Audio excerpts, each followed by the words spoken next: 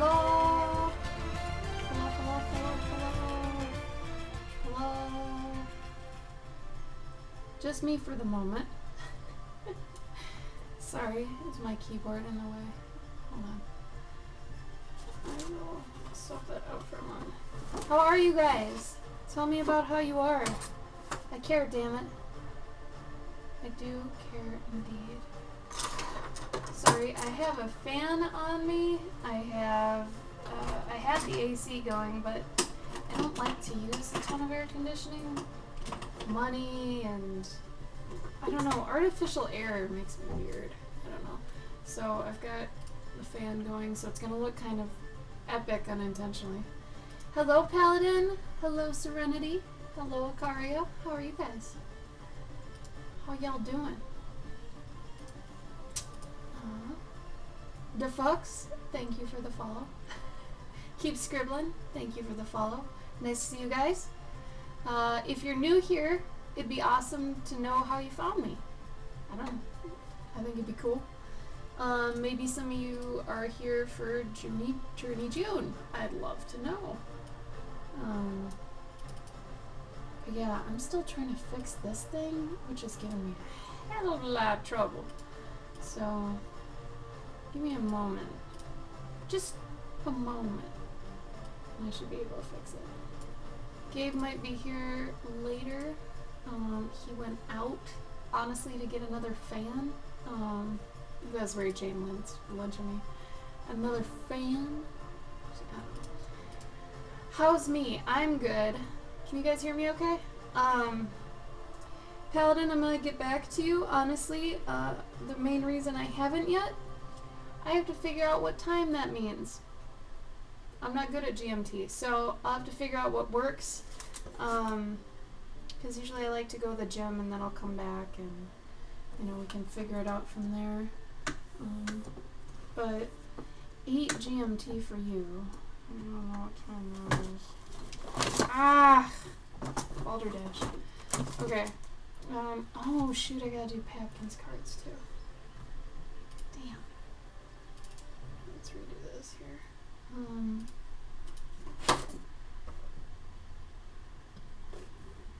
Another attempt. This is just fleshing out the character, honestly, Serenity. So I chose her to be my Journey June hero. As funny as that is, I think Nightshade, if you guys know Nightshade from the chat, he was originally the one to suggest the bear. Because I kind of just wanted to do whatever on my stream, and, you know, sometimes I'll ask you guys, I'll be like, well, what do you want?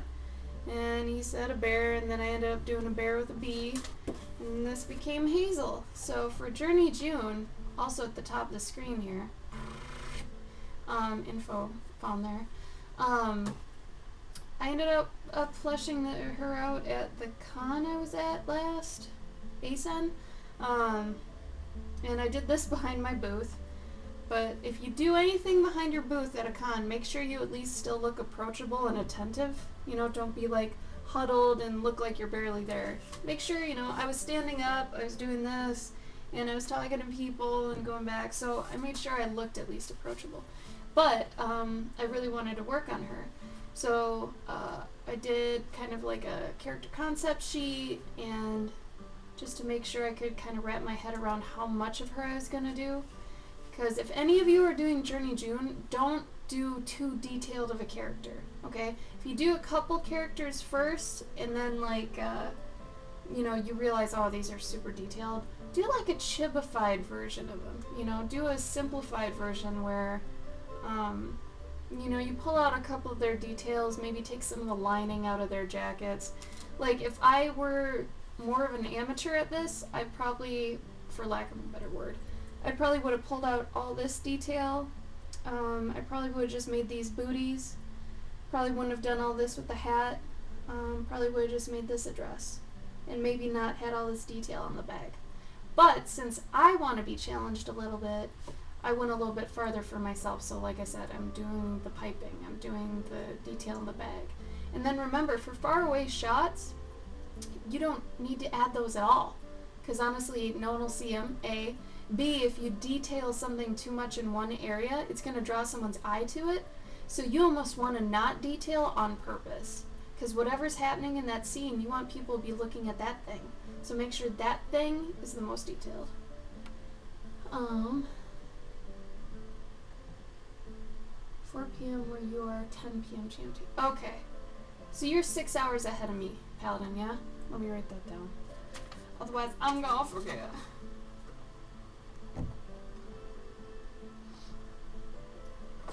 That was really hard to get used to when I was in England. I don't know yet, Serenity. I'm gonna see how much time I have. Honestly, I might do some, I might not do others. And, you know, really, remember when you're doing this, this is totally different than any other art challenge. For the monthly art challenges, those really focus on them being full illustrations for the most part. The focus isn't on illustration. The focus is on storytelling. So we don't care as much how fleshed out your illustrations are. We want you to finish the damn story, okay? And however you need to do that's fine. Maybe some days you do a couple thumbnails, roughs, and those are your entries. Maybe a couple other days you want to actually like flesh it out so we know what's really going on. I'd say to have at least your quality meter be at showing someone and having them be able to understand it. That would be the bar. If you can go above the bar, awesome, but at least be to the point where a stranger would know what's going on, okay? Otherwise, you're good to go. I just want you guys to start practicing story. And if you don't want to do this as the storytelling end of it, which it's meant to be, it's supposed to be based on the hero's journey. And this is for people who eventually want to do their stories that haven't gotten to do any practice stories yet. This is practice, remember? If you end up wanting to do something more with it after June, awesome, do it. But right now, we just care that you finish something, okay? But like I said, if you just want to do the illustrated side of it and maybe pick one or two, that's up to you. You can do whatever you want. I don't know if I'd use the tag so much, because I mean, really you're just using one of my prompts as like, I don't know, a guideline, inspiration. That's fine. You do you. But as far as the challenge itself goes, it's a story challenge, as well as an art challenge. Because we're trying to get you better at prioritizing your illustrations in terms of like shape work, silhouette, staging, composition, all that sort of stuff. Okay, and the best way to do that is just start pumping things out, right? So today, what I was planning on doing before I get into some, I might actually do some commissions on air, but before I do that, I wanted to show you guys kind of how I work if I were to do a scene. So, in terms of Hazel here, let's see if I can make this so it's not crazy all the way. Yes, Serenity, that's perfect. That's what we expect, okay? And to get the free class, yes, there is a prize. If you finish all 30 of the drawings, you know, and you finish your story, by at least the end of the first week in July, Gabe and I are going to show you how to make a zine, a physical book, and a digital book. So whichever you think your story matches up with best, like if you want to shoot for doing the physical book eventually, we'll show you how to do that so you at least know how. But if you're, you know, you kind of weren't crazy about the story and you just want to kick it out, you might just want to make it a digital book that's like $5. Otherwise, the next step up would be a zine that's like $10, and then if you end up actually going the physical book route, you can end up having those be $20 to $30 depending on how big they are and how full of stuff they are.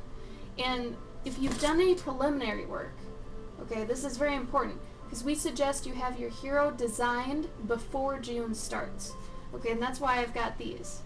Okay, so this kind of stuff though can totally be used as concept art in your book, right? You could have a thing at the end that's like, you know, original concepts for Hazel, in my case.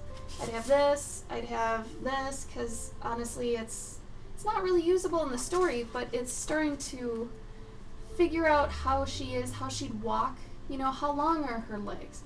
Putting your character in different like situations will help you get well rounded with them and understand how they move. Like how fat are they if they're fat? Well, she's not too fat, but she's a little plump. Where, you know, sideways she sticks out, her stomach sticks out a bit with this bag. So this is good to know. So you want to know this stuff before you start your story. You know, so just play with them. Honestly, you're making a character and playing with it, and it should be fun. So that kind of stuff can go in the book as concept art. So if you do anything preliminary, make sure you tag it with the Journey June tag here, because I've been showcasing them on the Instagram account for it. But my ham is a pancake. Oh, I love your character. Fire Seal, actually anybody who has already made their character, started to make it and post it on Instagram, post it in here now so we can just share with each other all of the characters you've started doing.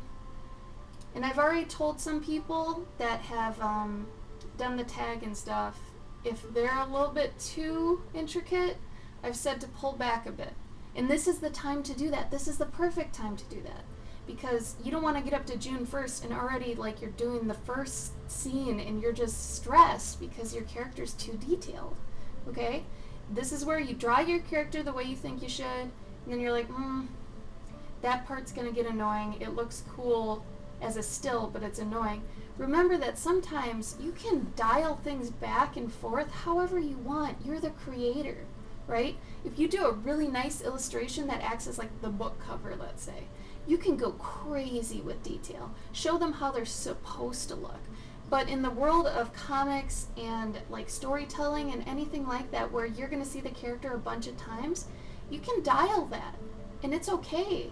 You know, especially if they're far in the distance and they're just a little thing, right? If Hazel was in the distance, I'd probably just make sure you saw her puffy sleeves, coat, her hat, you know, what makes them from far away, and then the bee, right? I mean, she'd be a little bit more plump, but you'd know it's Hazel then, right? So you have to just learn through just drawing your character how to dial their detail, because you won't always be able to fit everything in. It's the beauty of traditional art, okay? That's the sad thing about digital, is a lot of people can't figure out that not everything has to be detailed. And like with traditional work, that's the nice thing, is you only have so much to work with. If you make something this small, you can only fit so much detail into that. If this were digital, you'd zoom and zoom and zoom and zoom and zoom and like get down to a 1 pixel brush, do it in there and be like, that looks great. And then you zoom out and you can't even tell, you know, and then it just looks busy and unclear. So that's part of why I say to start with traditional, because you'll learn early on limitations, and those limitations will actually open up new creative avenues for you, because sometimes being creatively limited will make you be more creative. I know that's counterintuitive, but it totally works. Well, at least do it before June 1st, Serenity, so you're not panicking. You want to be able to design a character that's pretty simple and be like, yep, we're going to go on this trip together, you know, and at least be confident with that. But yeah, if anybody's done their character design so far, put them in. I'll put in Gabe's real quick too. He's been doing a great job with keeping up his end of stuff. I'm actually really excited to be doing a thing with him. It's like I said, we've been wanting to for a while. So, he's got 2 characters fleshed out so far. And don't think that anything him or I are doing is like what you're supposed to be doing. We're on another level, okay? We've done this a lot. I'm not saying we're the best at it, but we're a little bit further along, obviously, because we're making the challenge, right? So don't get discouraged by us. Hopefully you're getting more inspired by it. Hey, Eric's. So those are what Gabe has done so far. If you want a closer up version of Hazel here, I'll show you one. And any of you guys who have done any preliminary work, please post it. Post it in the chat right now. This is a time to show off and brag and have each other follow everybody else, that sort of thing. Good, Fire Seal, I'm glad. So, I have a crappy sketchbook, and it's beat up, right? This is my sketchbook for, like, if I get a freelance job and I need to do a couple sketches of whatever, right? Or, like, look at this. This is a crappy sketchbook. Crappy. Missed page. Random ideas. Look at this. There's, like, this is a sketchbook. This is okay. These are ideas for, like, if I get a follow or a host or something for my Twitch. Random stuff. Alright? This is a sketchbook. This is what your sketchbook's supposed to look like. It's okay. That was for a tattoo for a friend. And then like tons and tons of thumbnails of this one story I did. We'll go back many pages. And then using post-it notes when you're doing that. If you want to do your full Journey June like this, fine. That's fine. Tarot stuff, random crap like that. Like, and this isn't a very up-to-date sketchbook either. This is just one that just keeps kind of going on and on and on. So sometimes, like, this ended up being that one picture that I did on stream a little while ago with the cross-section of the castle. So this is actually this. And I'll give you guys a minute to look at that. So you know what a thumbnail looks like. And I actually ended up switching this the other way so that this side was over here and this stuff was over there. So this is like what a thumbnail should be, except smaller, typically. So it's more of a rough, I guess, but either way, it's to wrap your head around what you want to do. Also, thank you guys so much for the bits. I forgot to acknowledge those as they were happening. I apologize. Yeah. Yeah, Serenity, perfect. That's what it's supposed to be. That is a sketchbook. Perfection is a lie. It doesn't exist because perfection to different people is a different thing, you know? It's all, like, what is it, subjective? Yeah, it depends on who you talk to. It really does. The camera's a little bit crazy on this. There we go. Okay. So today, I'm going to use this. This was Journey June stuff. Look at that. I ended up just going with a regular scroll with a couple dotted lines. I thought this looked too much like a treasure map. I didn't want that. So I want it to be a little bit, just still medieval. You know? Anyway, so I wanted to do another, and this is stuff for the Twitch bar over here. Where is it? Right there.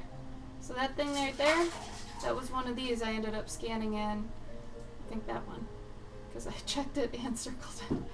And then I ended up doing it digitally and now it's on the screen. That's how that happens. Anyway. So, as I was saying, sometimes if I'm going to do an illustration or something or want to feel it out, you gotta do some thumbnails sometimes. If you don't have a clear idea in your head, and some people don't even need to do thumbnails, that's up to them. You know, whatever you want to do is fine. But like, I wanted to do a little thing of Hazel in her area today, or at least design the area. And I'm not sure if I want it to be like completely indoors, if I want it to be partially outside or not. Like, I'm going into this fresh. I made sure I haven't thought of this at all today. Hi, Nightshade! Aw, Sniggle! Thank you for the sub! Oh, that's creepy. That lady's so creepy. You get the sub shrub and me molesting, apparently, the sub shrub, which is what everybody thinks. I'm not molesting him. I'm making him dance. It's different. I'll just rub his shrub nose. This is for good luck. Okay. And then Melancholy Clover creeping out. Look at it. Anyway, I gotta figure out a new gimmick, but I haven't had time.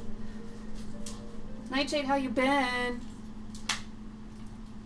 I know, Fire Seal, right? You gotta think about some stuff. But then some days it's kind of fun to just do it, I don't know, sporadically, too. I don't know. Okay, so like I said, I don't know. A lot of Gabe and my stories are gonna be pretty off the cuff, I think. We're not gonna have a whole lot of time this month, so as far as raw stuff goes, you're gonna be seeing it. A lot of what we're gonna be doing is pretty unplanned, which is how you should not be doing it. You should be planning a little bit, you know, if not a lot of it. But just know that when you start getting overwhelmed, take it a step back, take a breather, think about a different area too. Like, if you're not excited right away about a certain part, go ahead and look through, try to think of other elements of the story that you can get excited about, and just, if you can work those in for the day you're doing it, awesome. But if you can't, try to psych yourself up to do that day. So if you're not motivated or inspired or anything by the day that's happening, just remember that's just a day you have to get done, and you'll eventually get to the fun day. That's part of a project, in all honesty, because projects are going to have their fun points, they're going to have their not fun points. You kind of have to balance out how you think about a project, and that, you know, eventually the fun part's going to come, but you kind of have to earn it, you know? But yeah, basically.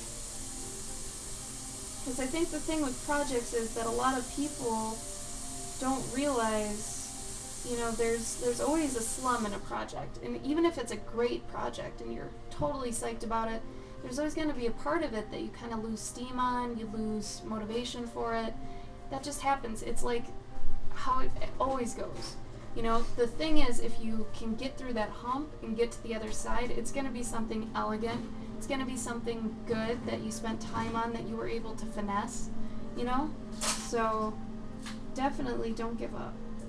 If you get to the hard part, it's okay. You're supposed to be there. It's like the old quote, if you're going through hell, keep going. Because eventually you'll come out the other side, you know?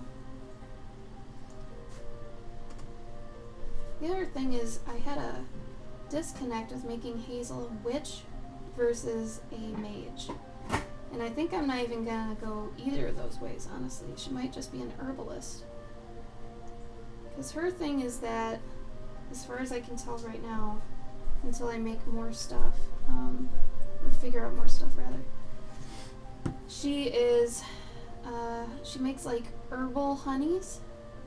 So they've got properties to them. So she would have many cauldrons going at once that she'd be doing different honey things to. So like, if you guys have heard, if it's okay that your dog might eat dandelions, because dandelions can actually help with cancer. Dandelion tea as well, if you've heard of that. So I was thinking about maybe making a dandelion honey, and then just making a lilac honey, because I love lilacs.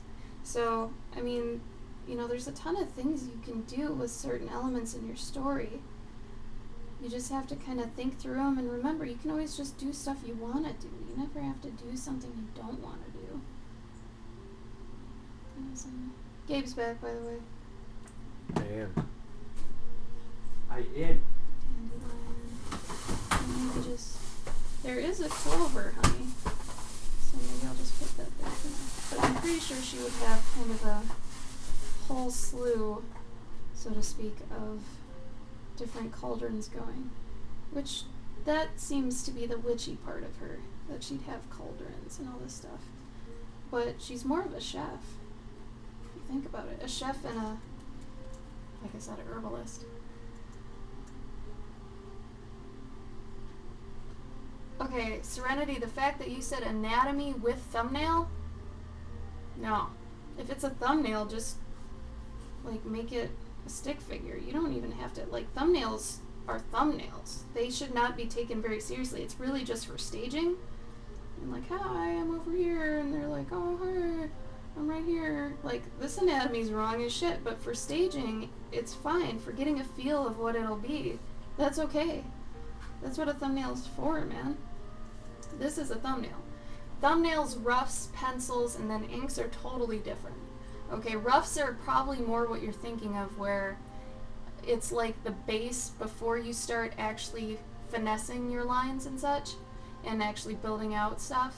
Roughs are probably what you're thinking, where thumbnails are like crap.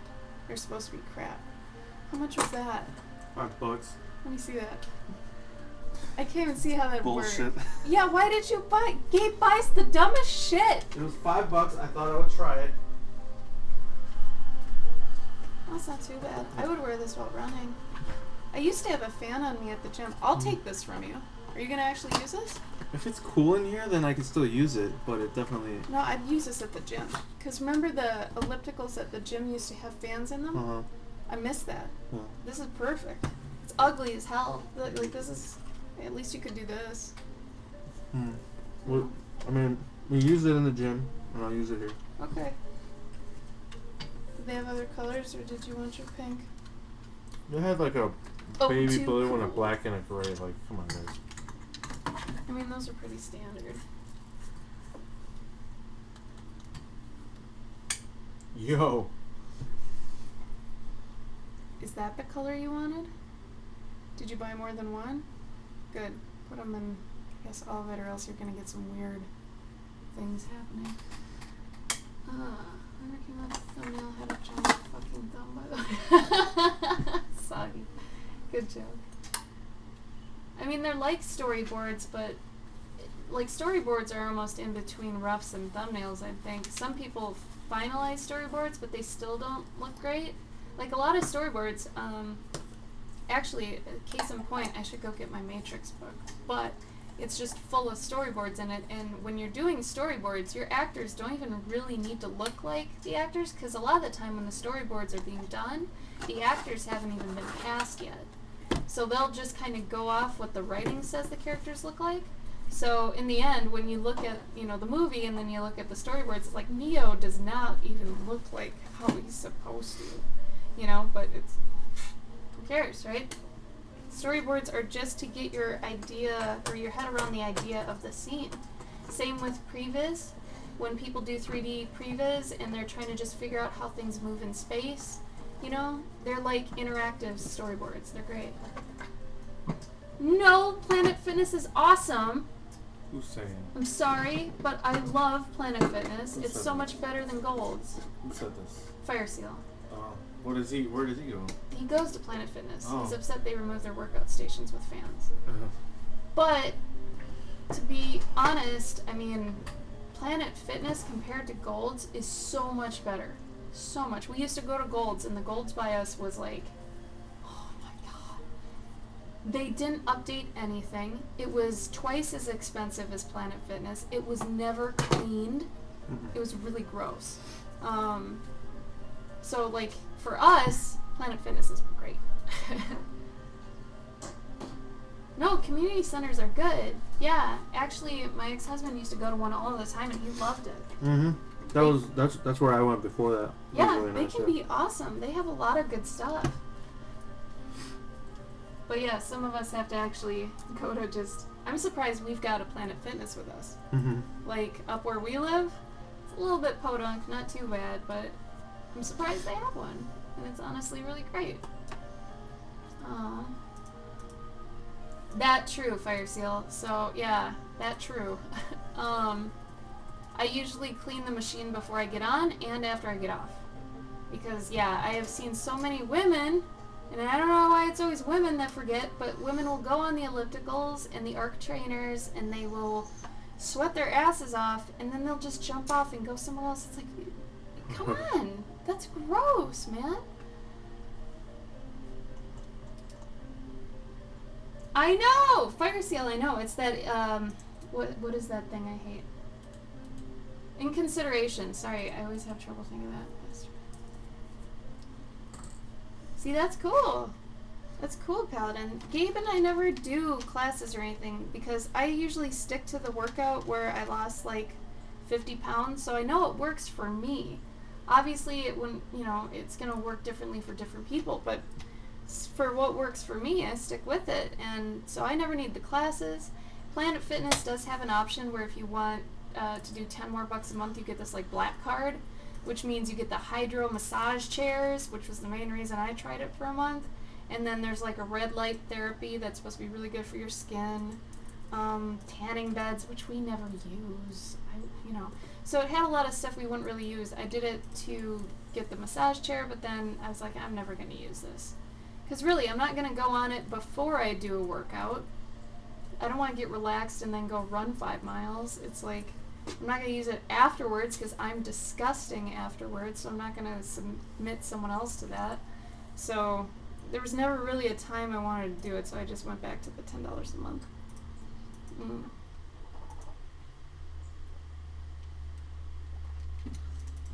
So honestly, I think today I might just do a little corner of her workshop. I don't know. Because remember, if you get like burned out or don't want to do any character or anything, start designing backgrounds and stuff. Figure out spaces. Like, where are they? What are they, where do they live? Design a house, their bedroom, anywhere. Like I said, I kind of wanted her to have an outside shop too. I'm kind of obsessed with outside shops. So like having her be outside like a little farmer's market, but then maybe having an area that's got cauldrons, that could be cool. part of me also wants to engineer something like crazy where there's many tiers of cauldrons that are being lit, but I know that's kind of ridiculous. Like, that would actually take me some time to figure out. I'm not sure really how that would work right now. Should be underneath the thing. Some stuff there. They'd be hung there. Maybe it's... I mean, perspective can even be off. Don't even worry about it. And then there'd have to be a section with jars, right? So you gotta think about if they make stuff, they have to have the facility to make it and to keep it, right? So she'd have shelves of jars of honey, and then she'd have the means to make it, which I don't even know if it... Okay, here's another thing. You wouldn't be able to probably put paper on the side of something that's set on fire, so these would probably have to be engraved into each one of these. So that's just another visual thing to keep in mind, engraved. You know, because just so I don't forget and I put a label on it, because I do have the tendency to put labels on things that look like this. So let's say, you know, clover, honey, and I have like a couple things, you know, can't do that. Animals. Okay, Serenity. Just make sure if you're challenging yourself, you're starting really low. So if you're gonna do animals and you're not used to doing animals, make sure they're super simple. Don't go for realism. Don't go for like tall bipeds or anything crazy. Maybe just do a cute little chibi version, you know? Do an animal that's got mainly cylinders as all their limbs and their torso, you know? Have something like that. That's going to be a lot easier. Because honestly, you want drawing to kind of take a backseat, honestly. This is more about planning. It's more about staging, composition, storytelling, ultimately. And like we were saying before, if you want to go back afterwards and polish this, make it into something, you know, if you finish all 30 days, we'll show you how to make it into a book. So at that point, you can be like, I liked my experience enough to make this into a book. And then from that point on, you can finalize it and all that stuff, and then you'll already have the knowledge to make it into a book. So we're hoping that you go through the month, you do all the days. They don't have to be crazy good or anything like that. They don't even have to be good. They can be crap. Okay? We'd almost like it if they're crap, because at least then you're thinking of other parts of it rather than how it looks, which for this is more important. And then by the end of it, you get the class. And then hopefully the class puts a fire under your butt to actually be like, oh my god, I could just make this into a book now. And then you get that second wind, and then you go back and you start making a project of it. Ideally. But we'll see how that goes. I'm actually kind of planning to make mine into a little book, or at least a zine. Something with Hazel, because she's so cute. I actually like her. Fire Sea, if that's how you work best though, if you worry about everything and that's like your thing, if that helps you, go for it. I mean, every artist works differently. Don't forget that. And if you ever get any advice from anybody, me even, Gabe even, it may not work for you. That's the hardest part of being an artist, is figuring out what works for you, because it takes a lot of trial and error, and a lot of artists don't want to go through the work of the trial and error to figure it out. But once you learn how to hack yourself, you're going to be able to actually do the things you want to do. But you got to do them the way you want to do them. Which, like I said, sometimes it's different, you know? So if you guys are always going to someone's channel who's telling you, you know, you got to do it this way, if you're doing, you know, paints this way and whatever, blah, blah, blah, take it with a grain of salt. Be like, okay, I'll try that way. If it doesn't work, that doesn't mean there's no hope for you. You just have to try it a different way. Try it your way. So like for me, when I started off with markers, I was a little disheartened because I was looking up a lot of the Copic videos of a lot of these manga artists, and a lot of them were using all these different colors that would blend with each other and all this stuff. I wasn't good with blending. I wasn't good with like picking the colors to blend with each other. I wasn't familiar with them. I couldn't afford Copic, so I started with Prismacolor. So I worked with what I had, and then I got to the point with Prismacolor, I was like, you know what, fuck it, I'm gonna add some stuff to this. So then I started using colored pencils with the marker. And then eventually I added the pastel pencils to the marker. And now I have my own thing. You know, it's like my own, I don't want to say style, but it's the technique that I use. And I found it through what I like and don't like to do. Because remember, art's about you, no one else. So whatever you want to do, you gotta do it. Yeah, Serenity Chibis. Good idea. Good idea. Fire Seal, I'm a little upset you didn't share your character designs when I prompted. Do you want to do that?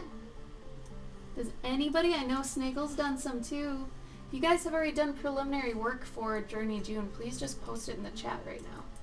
So we can kind of just, you know, have it going around.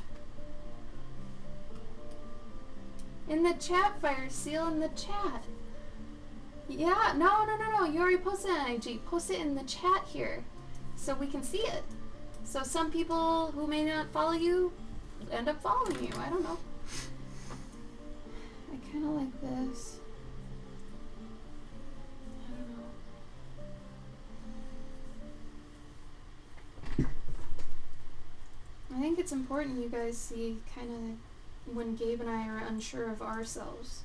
So you know that we also have problems. Everybody got problems, man. It's just how you deal with them, you know?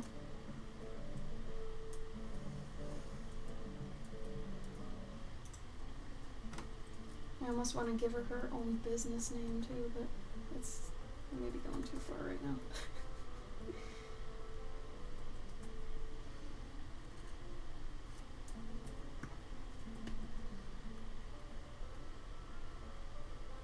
I already posted Gabe's in here, I posted mine in here. So if you guys want to, you know, post yours in here, this is the time to post so other people see it that may not follow you on Instagram, that sort of thing. Journey June, my friends, Journey June. Kind of like this. She might have to have one of those setups that's never really taken down. So then on here would probably be a couple empty jars. You'd probably have a bowl with a spout on it. Obviously a spatula of some kind. Putting in the stuff.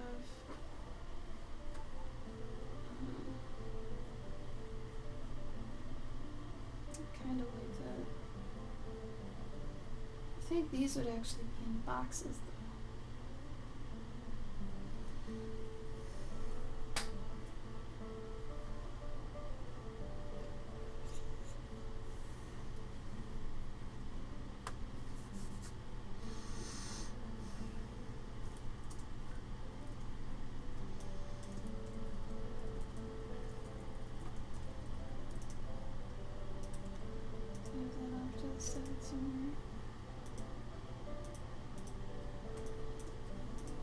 I just want to focus on the cauldrons right now.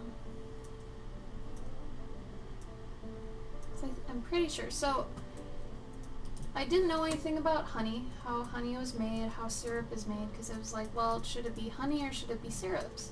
Should she be, you know, an herbalist that works with honey or syrups? And I wanted to look up the process for each. So this is where research comes in handy. And we're going to have a day during the countdown that is specifically tailored towards research. Okay, because some of the things you're not going to know anything about, but you're going to want to depict them. You're going to have to research it.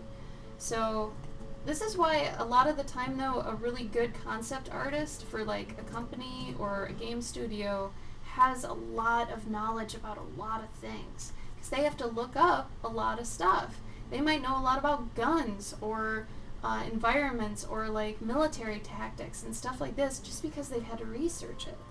So you end up getting really well versed in a lot of stuff when you do a lot of different things, you know? I think honey would be good because honey is inherently healthy for you.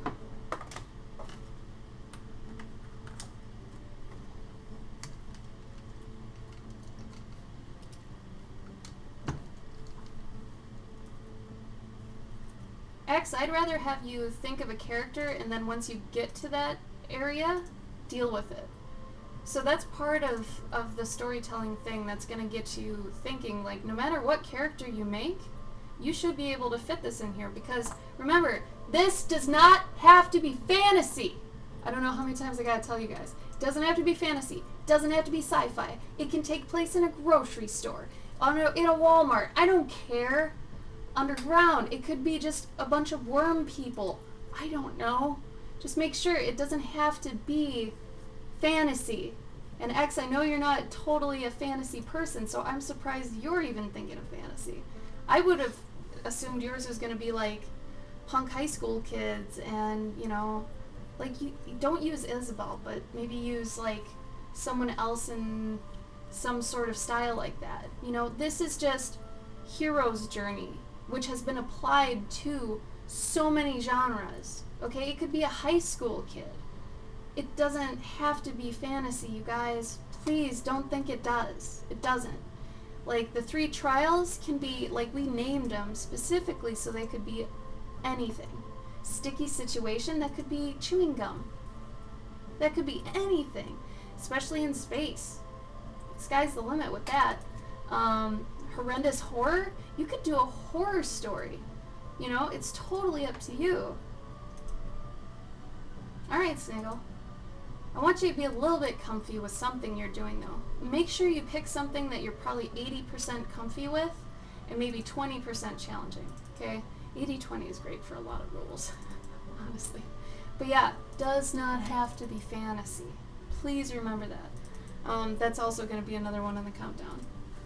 Because we're trying to, if you guys are following Journey June on, or Journey Through June on Instagram, every day we've been doing the countdown, and every day we've been doing like a little tip or just a thing to think about. You know, today's was plan ahead. So if you do know you're gonna miss days, and you've got a day, like maybe day 3 is a great day for you, and you did yours really easy, and you're excited on it, and you're still in the zone, keep going. Do another day or 2 that day, so that you bought yourself some time. Because like I was saying, I think yesterday on Gabe's stream, if you have any want to be a freelancer or an independent artist at all, you're going to need to learn how to organize your time to do a million things at once. And to do that, you're going to have to know, okay, well, I'll have to get ahead on this project because this other project becomes live during this time. So when that one's doing preliminary work, I'm not going to have enough time to work on this other one. So you're going to have to learn how to reorganize your time. So that's another reason that this challenge is good and why we really press for you to do all of them. So you can actually get this experience. And overall, I hope it's going to be a good experience, you know. Even if you come out of it with something you can't use, at least you went through the journey and you figured out something about yourself. I guarantee you'll figure out at least one thing about yourself. And maybe it's that you don't want to tell stories, you know? Who knows?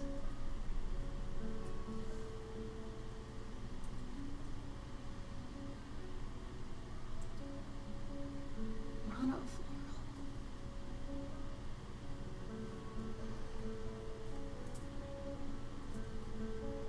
There's so many different types of honey. Crystallized honey, pasteurized honey, raw honey, strained honey, filtered honey, ultrasonicated honey. Creamed honey, dried honey, comb honey, chunk honey, honey decoctions, baker's honey. So many types of honey.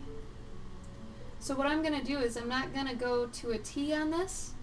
Like, I'm not going to use it verbatim, how many honeys there are and scientifically this or the other thing. You learn about it and then you put a spin on it to make it yours. So the fact there are a bunch of different honeys, and you can make honeys that have medicinal properties. I'm gonna take those 2 things, those 2 attributes of honey, and use it to my own ends. It is a lot of honey. Nightshade, you should know. Oh my gosh, how are your bees, by the way? Are they cute? Not necessarily, Fox. No, I was gonna do just a scene of her shop. And right now I'm just figuring out what our shop looks like what it needs. You guys are seeing my thought process because I haven't thought about it yet. So, like I said, a lot of our Journey June days will probably be like this, where we haven't really thought too much about it, and you get to kind of see our process. So, the things I need in there are the cauldrons for the honey. Flowers. She would need lots of flowers for different types of honey. She would need glass bottles. But would a glass bottle be better or a jar? And if I use a jar, it'd be cool to have like her own little carrying device for the jars. Similar to how Starbucks has a tray. But it's like, do I want bottles or jars? I think jars go better.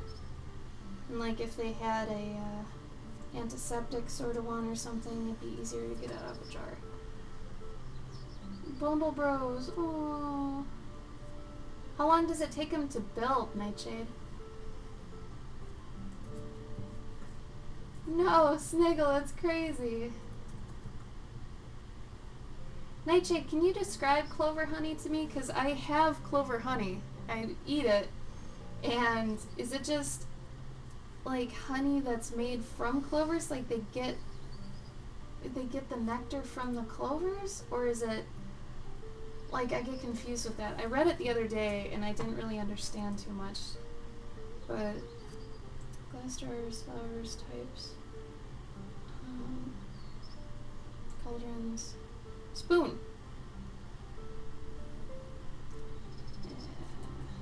I kind of want her outside in a hut. I'm not a big fan of like really established villages.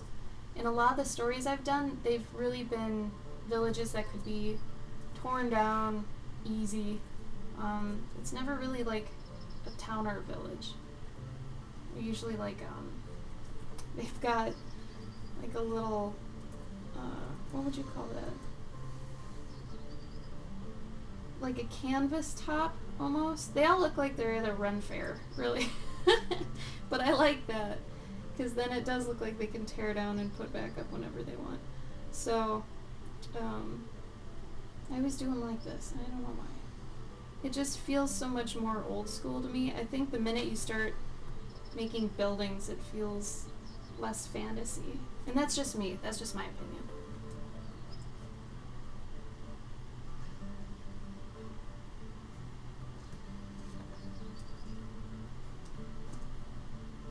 I got you, X. Well, it's up to you. I mean, whatever you want to do. I'm just saying it doesn't have to be fantasy if you don't want it to be.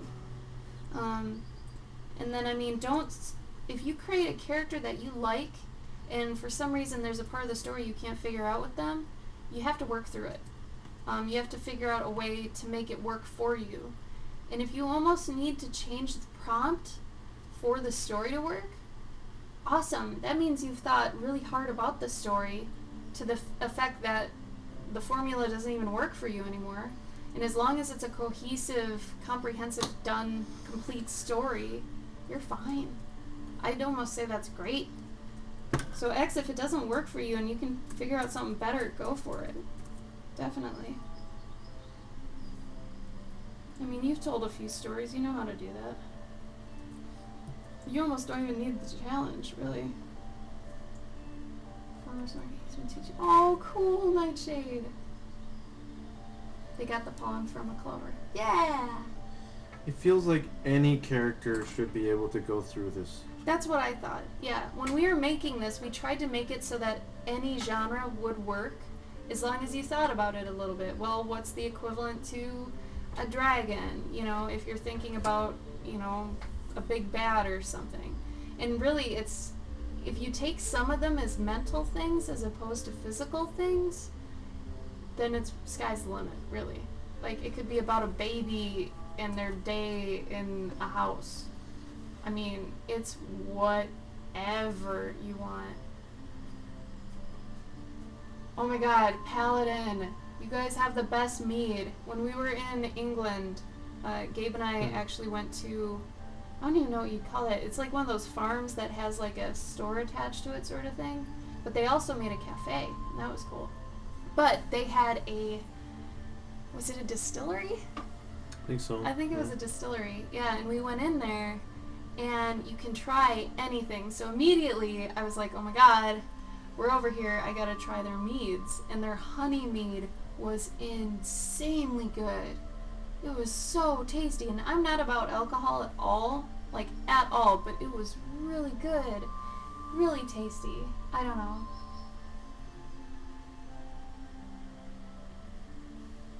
X, have you ever done a 24-hour comic day at a comic shop? It's really fun when you're doing it at a comic shop. It's not as fun when you're alone. But when you do it at a comic shop with other like comic creators and stuff, you're kind of all suffering together, and it's really fun. I don't know. Yeah, Fire Seal. Yeah, yeah, you posted it. You guys, look at Fire Seal's thing. It's good. If anybody else wants to post their character for Journey June and you've already made it, post it in the chat right now so everybody can see it. I'm proud of you guys for doing as much preliminary work as you have been. It's fantastic. ASDA, honey. Basically, Nightshade, it's a whole different process where it's made from honey.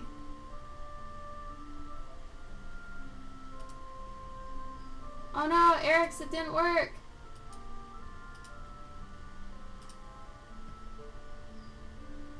Yeah, I don't know, Paladin, if it would. I mean, I'm sure we've got some here. We're at least in the north of the U.S., so like by Minnesota, where everybody's Viking crazy.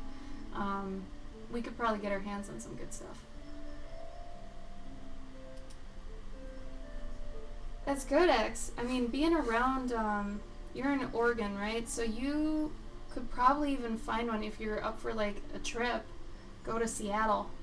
They have a great like comic scene there. Honestly, a lot of Gabe's comic friends. Portland is like, if Seattle is great, Portland is like the hub. Is it? Oh yeah. Well, wait, that's where Oni is, right? Yeah.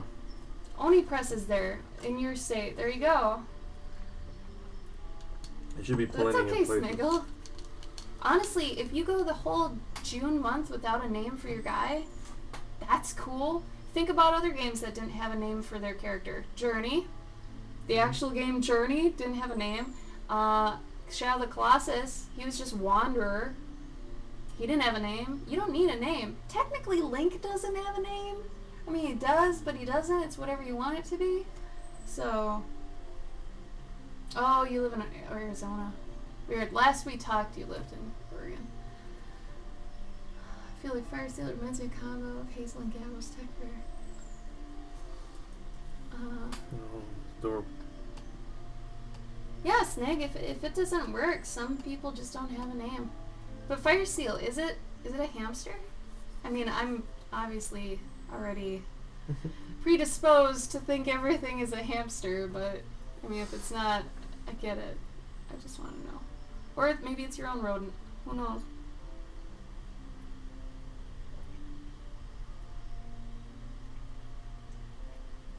It looks more like a ham. Not many mice get that long of hair. Even Angoras. It's not really long. However, if you guys want to see something cute, look up Rex Mouse. They're my favorite mice.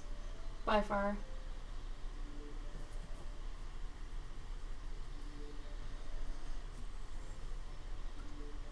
Oh my god, Nightshade, that's amazing! I don't remember that. That's a wonderful thing. Ferngully gave out seeds when it came out. Wow, really? Pizza Hut did, yeah, and he planted his seed. Wow. It's a tree seed, and now it's huge. Wow. Oh, that's so cute, Nightshade. Not mentioning his name could actually fit the theme of what I had in mind. That's okay, Sniggle. What is it? Is there a way to do a double-decker, like, cauldron setup? I don't think there is. Like, it'd be tough, wouldn't it? Oh, no, there is! Wait. It'd be like a brick fire oven for pizza. So you'd have to have it built into a wall. It would just suck to scoop it out. No, not really, because, I mean, if you think of Unless it had a spout. Well, you have to clean hearths anyway of all, like, the ash. So, I mean, she could have, like, a wall that's just got cauldrons in it. and she just has to keep the fire on them burning. Because that would be really cute. I actually really like it, because it's just like an oven, but it's for liquid. Yeah, I like that. Okay, so when you figure out kind of what you like with what you're doing, then maybe, like, this could be a room, this could be a hut, what have you. I think at this point, if it's built into a wall, it has to be a house. However, maybe it's a house that doesn't have a wall. That she can, like, maybe it's like one of those houses that's got, like, you can tear it down and rebuild it on one part of it, you know? Or maybe they're outside and she builds the hut around it. I kind of like that, actually. So maybe her house is here, like if she lives here, but her cauldrons are on this wall, on the outside of this. And this is a tent. She could have 4 going there. Her house would be really hot a lot. Unless it's an outdoor thing.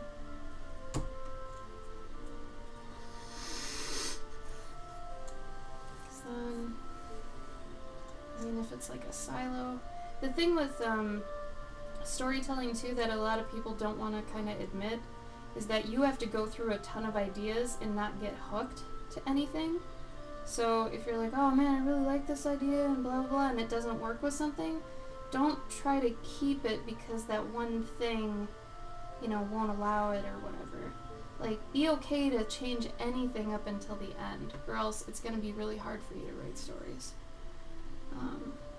You have to be very malleable, I guess. Could be an outside thing. Then again, I don't think... Oh, what if it was like a cement mixer? Like they're always turning or something and someone has to always turn it. Maybe it's the bee.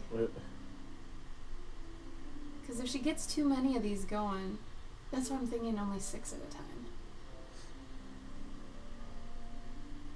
And this is the kind of stuff you can think about in the car while you're driving, you know? Good start, Eric's. Good start. Keep going. I want to see more. More.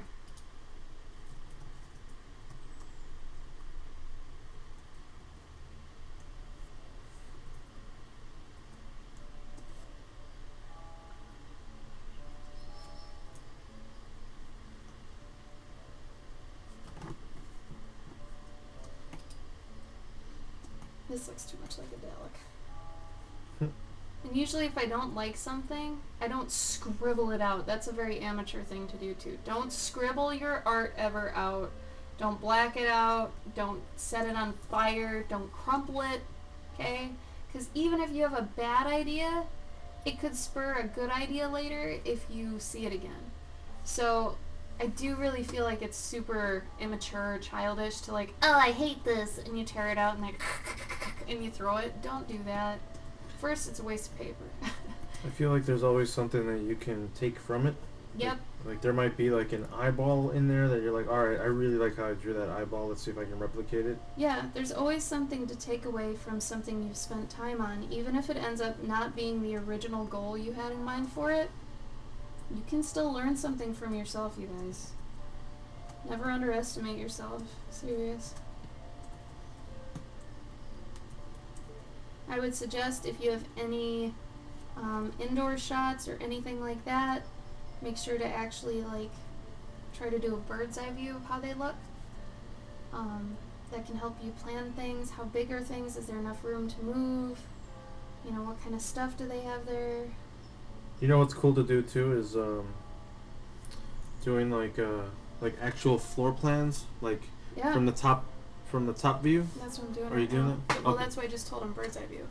Cool. Top view helps you figure out scale too, and if you have a camera right here and it's looking over there, how is the camera seeing it if all these things are in the way? So you can actually stage things pretty cool if you've got stuff. So you'd have something like this, right? And let's say some stuff's hanging from the ceiling.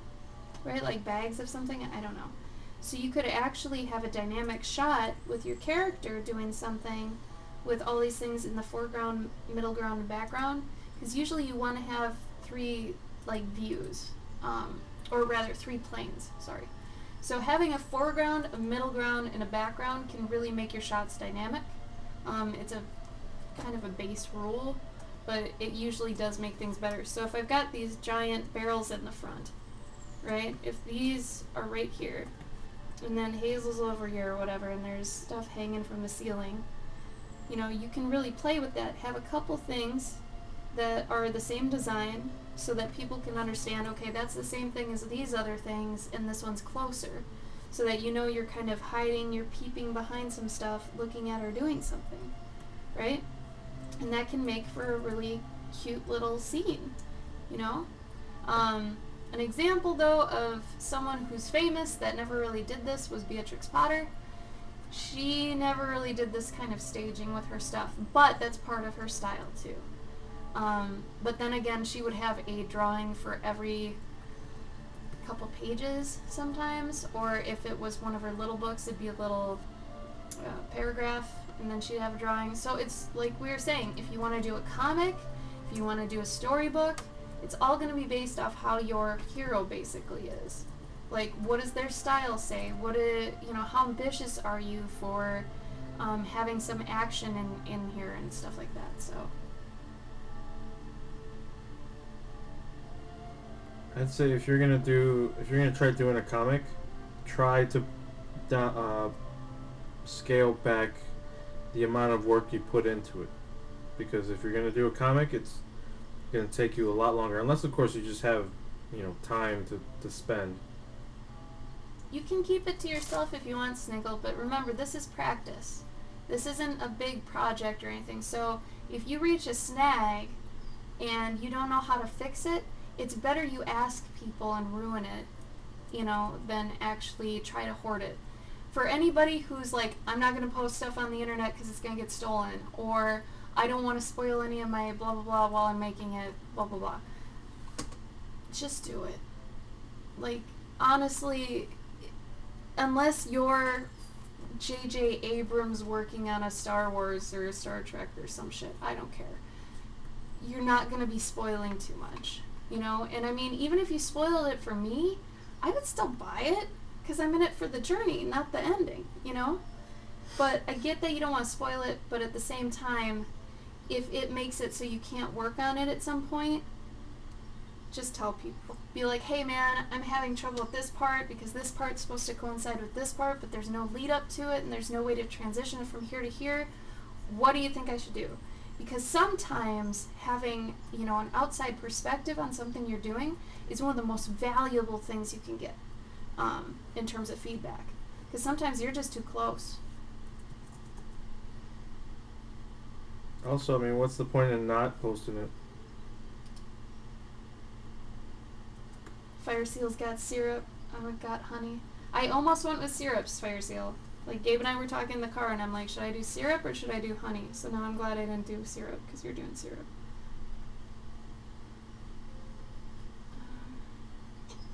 So see what I'm saying here with think about where the camera is. This is very important.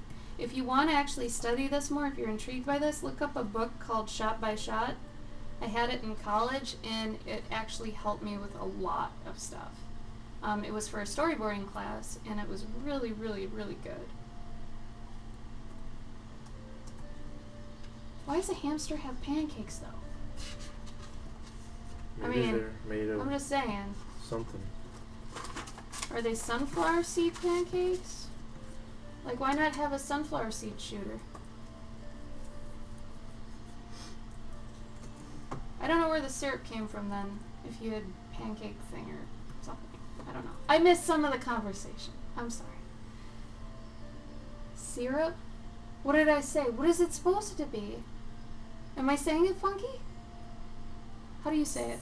Syrup. Syrup? Syrup? Syrup. You say syrup? Syrup. Syrup. I say syrup. You say syrup. Am I not supposed to? I don't know. Some people might say syrup. Syrup. I don't know. Yeah, Christy. Get jacked. Syrup. Or syrup? Oh, syrup. There are some people that say syrup. Oh my god. I am saying it wrong. Syrup. Syrup. Syrup. I think it's supposed to be syrup. I think you're right.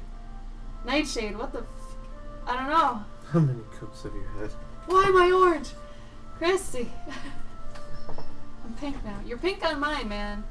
You were pink the whole time. Maybe you're seeing colors. I was gonna say maybe you're seeing X, but no. You had a cup of coffee? A cup? Wait, you didn't say that. My bad. I'm jumping.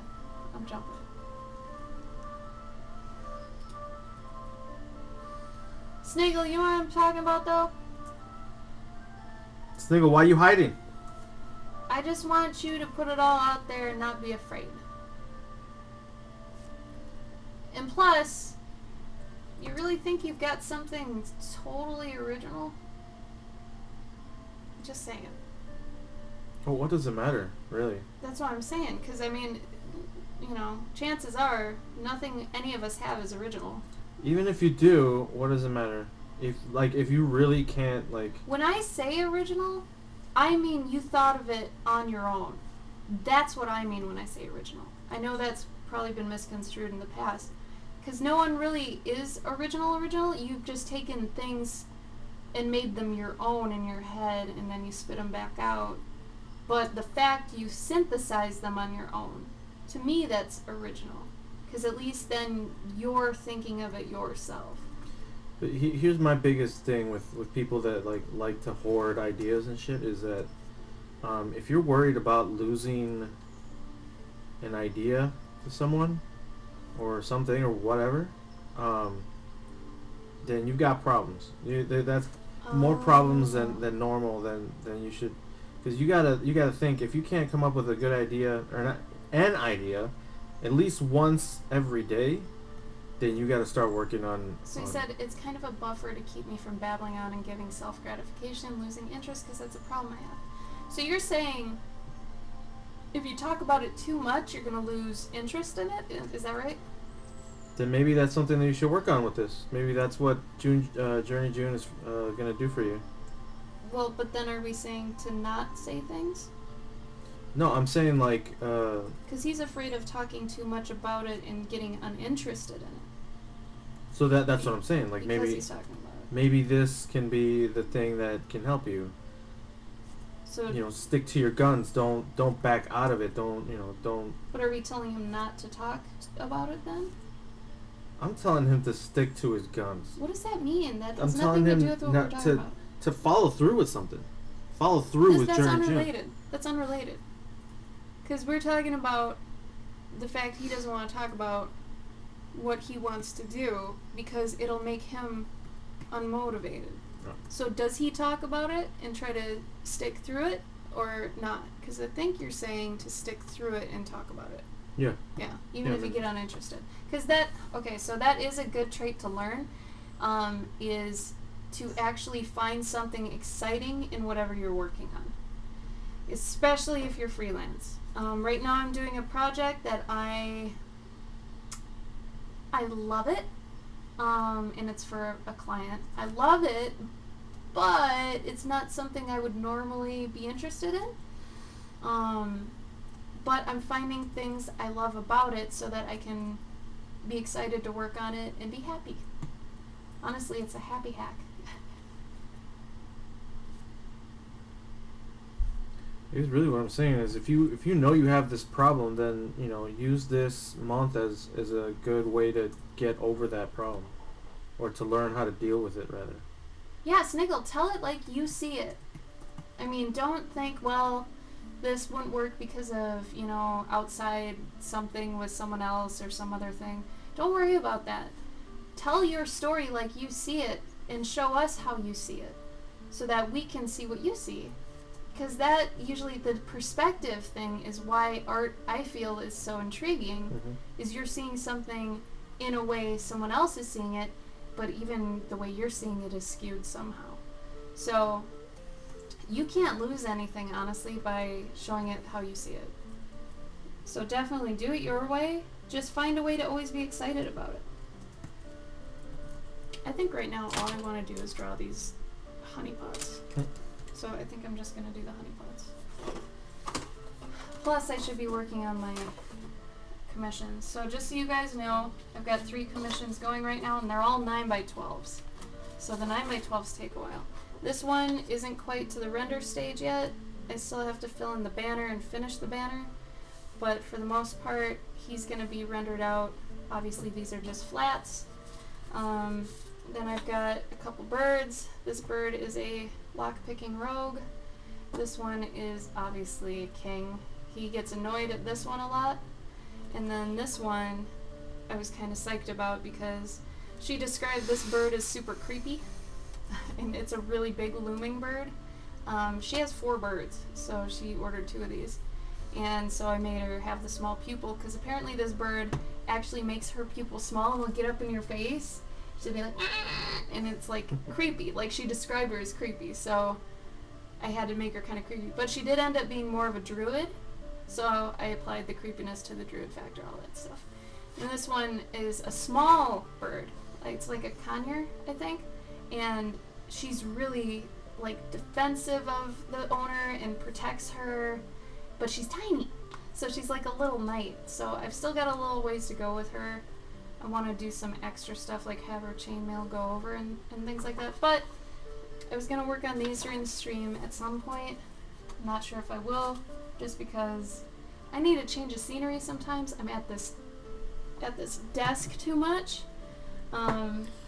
So I might go in the other room later and work on those. But I want to go to the library someday. Maybe. Really quick too, for anybody who, maybe you follow her, maybe you don't, or follow them. Devin Braggart. Oh, bye, Fire Seal. Thank you. Hope you have fun. Can't wait to see your story. So, I just won a contest, basically. And from Devin Braggart on Instagram, I've been winning contests lately. It's really weird.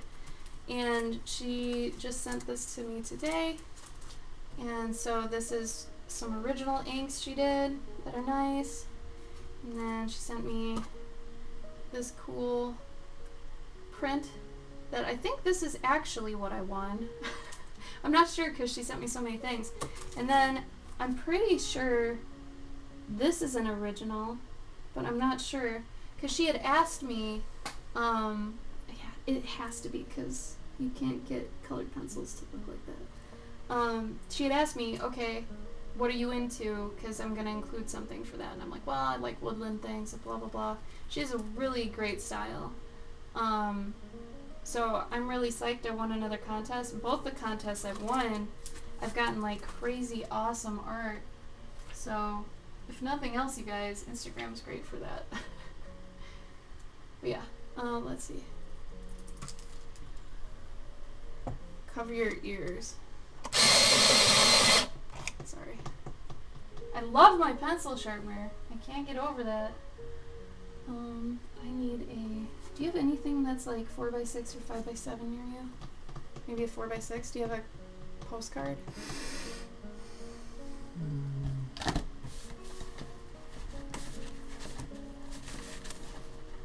No?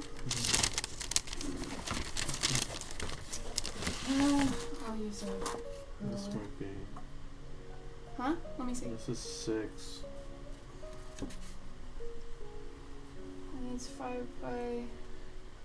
5x6? Weird. I'll use that, I guess. I think you cut it randomly. Actually, that might be really good paper. Yeah, I'm not gonna use it. Oh. I was just asking if you had anything that Mhm. was that size. It's a template. It's a template. I get sick of using rulers, you guys. I was thinking about just making a bunch of 4x6, 5x7, different size things so I can just use them. Because I don't want to use I don't want to use a ruler if I don't have to. Alright, I'm going to actually turn on the AC real quick. If this is loud, tell me. Okay? I have a remote for it. It's kind of neat. If it's too loud, let me know. This might be kind of loud. Anyway, feel free to follow Devon because their art is great. Okay, so I'm gonna do this.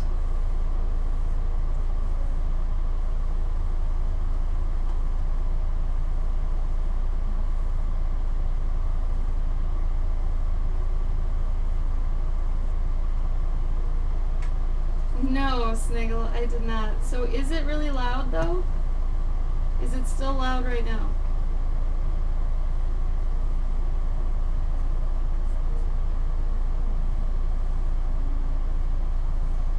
I told you what it was. But if it is too loud, I can turn it back off. It's just we have an apartment, so our air conditioner's in the wall.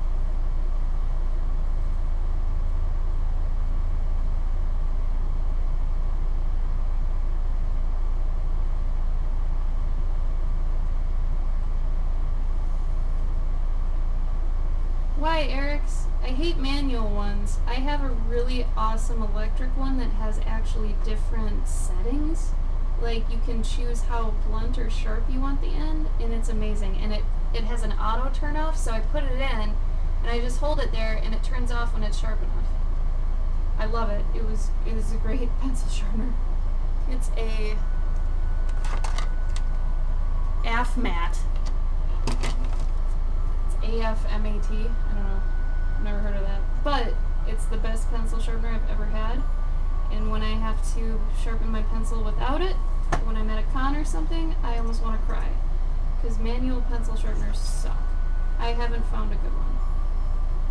And I used to be a stickler for mechanical pens and markers and rather pencils, and it's like, no, not for what I do anymore. For what I do, I really do just want a pencil. And I do have to use this. I don't like using rulers.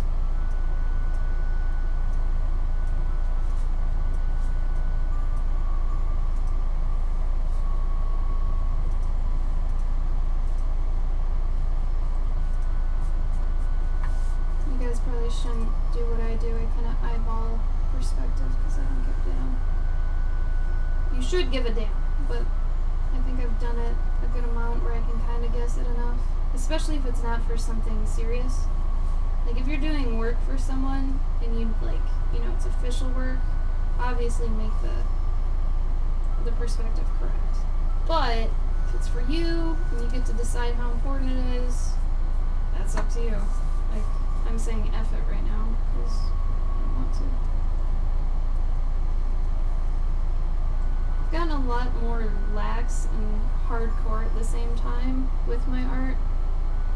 Like, I used to be like, well, I have to do this way or else it'll be bad. I'll say anal. I used to be a lot more anal about my art. Like, it had to be a certain way. I was a bit of a perfectionist. And honestly, getting rid of that has been great for me.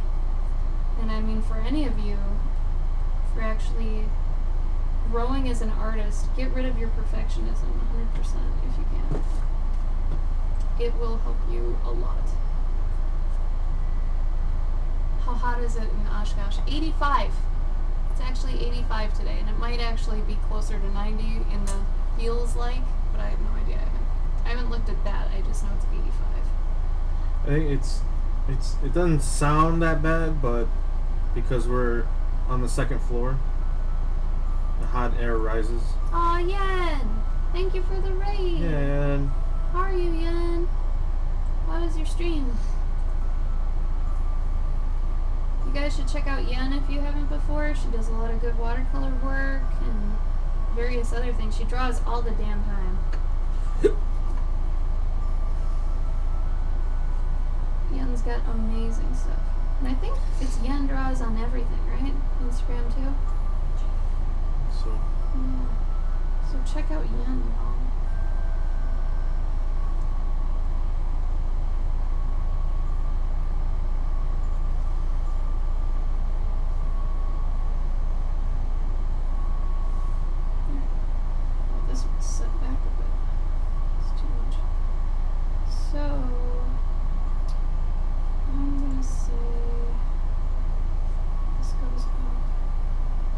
I get to design how this works because this does not exist in real life.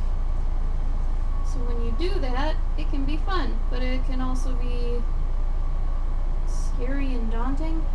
But I try to look at it as fun. Because like I said, you can change whatever you want, whenever you want. There's no rules. Do whatever you want. It's more the idea of it's easier to ask forgiveness than permission, but applied to art. So it's better you just do it and then later on fix it. It's actually warmer than Germany. Yeah, it's hot. Jan, are you gonna do it? Are you gonna do it or are you just gonna watch? Yeah, Sniggle, it's hot right now. I mean, you're not that much farther away from us. It's not like you're Florida, you know?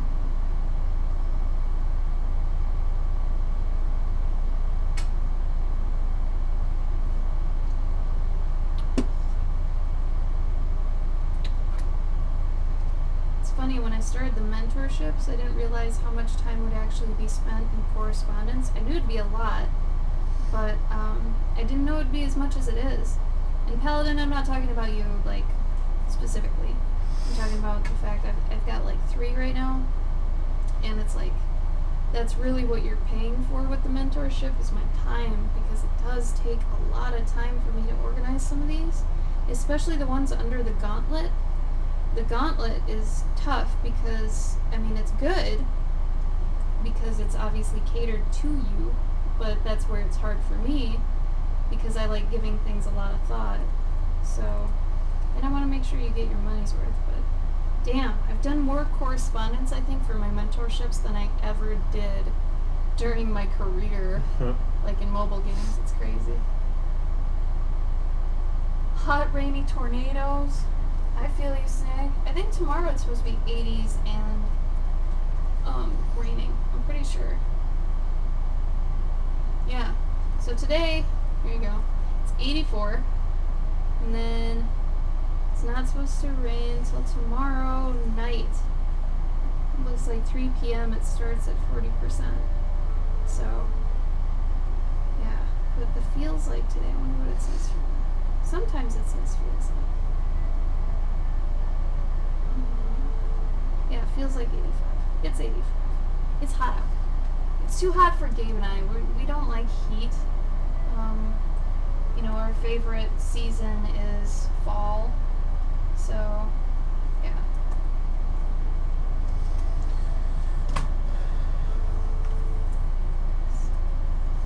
Yes, Yen. Oh, I'm so excited. Did you already draw your hero? Nice.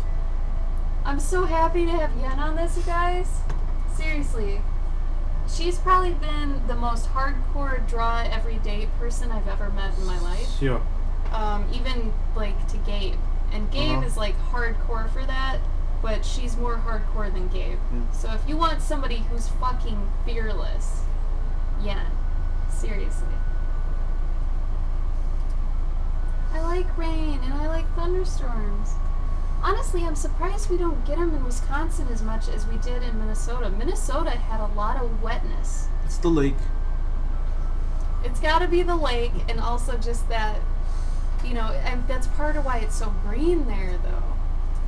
Like, Wisconsin's green, but it's not as green as Minnesota is. So, I do miss Minnesota, but at the same time, I don't. If I could, like, strip the state clean of everyone I know, okay, I'd probably move back. That'd be alright, because I love this state. It's the best state I've ever been to. Do you think there's an equivalent to Minnesota? The closest is Wisconsin. Really, here is the closest I've ever seen. But there's still not as many lakes. I mean, remember the lakes you saw when we went there? We were always driving around a lake, and I love that. I miss that. I feel like Washington has a shit ton of lakes too.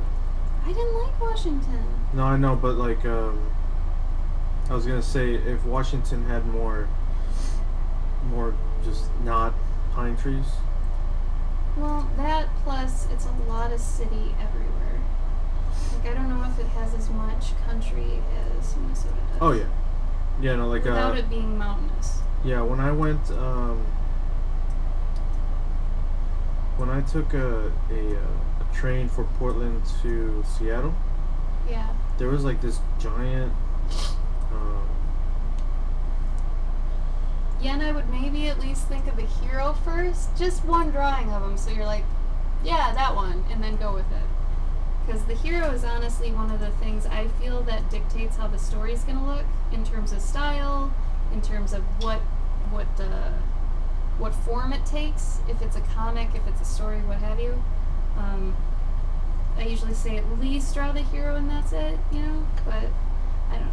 It's up to you. I know you're a pro, so I don't need to even convince you what you need to do, you know. Oh, I wish I could, Eric's. Oh my god. Believe me, if I could move to Europe, I'd do it. mhm. I don't know how. I don't know what I'd have to do. I don't think either of us want to marry someone else to get a visa, I feel like we actively need to look for some sort of a work program, like or a residency. like like an artist residency, like the way that Bodhi's doing. Yeah, but I mean, that doesn't make him a citizen. No, but that gets you out there, you know. And then while we're there, you actively try to find a business place that would let you work there for a time. Yeah. And then while you're doing that, you actively try to become a citizen. Everything's always active, you guys. Actively being active. Actively. Yeah, you're right.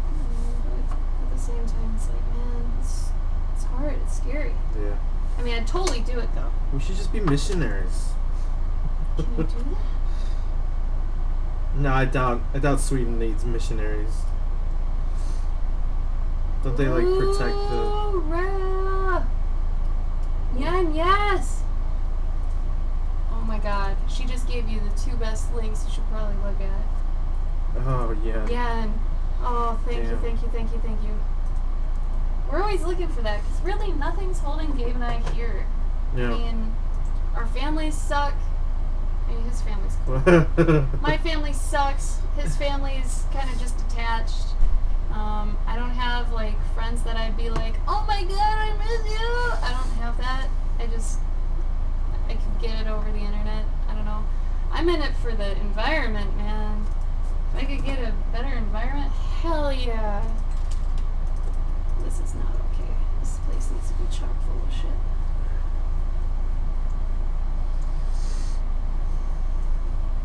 Big fatty barrel. So the other thing was preliminary work, and I was supposed to mention this earlier. For those of you who want to be concept artists, okay, I've talked to a lot of you before about being concept artists. You have to be okay with the fact you'll make something and it'll never be used. Okay? That's part of the whole impermanence art thing and being able to throw stuff away. So this is just trying to help me generate and get my head around stuff, right?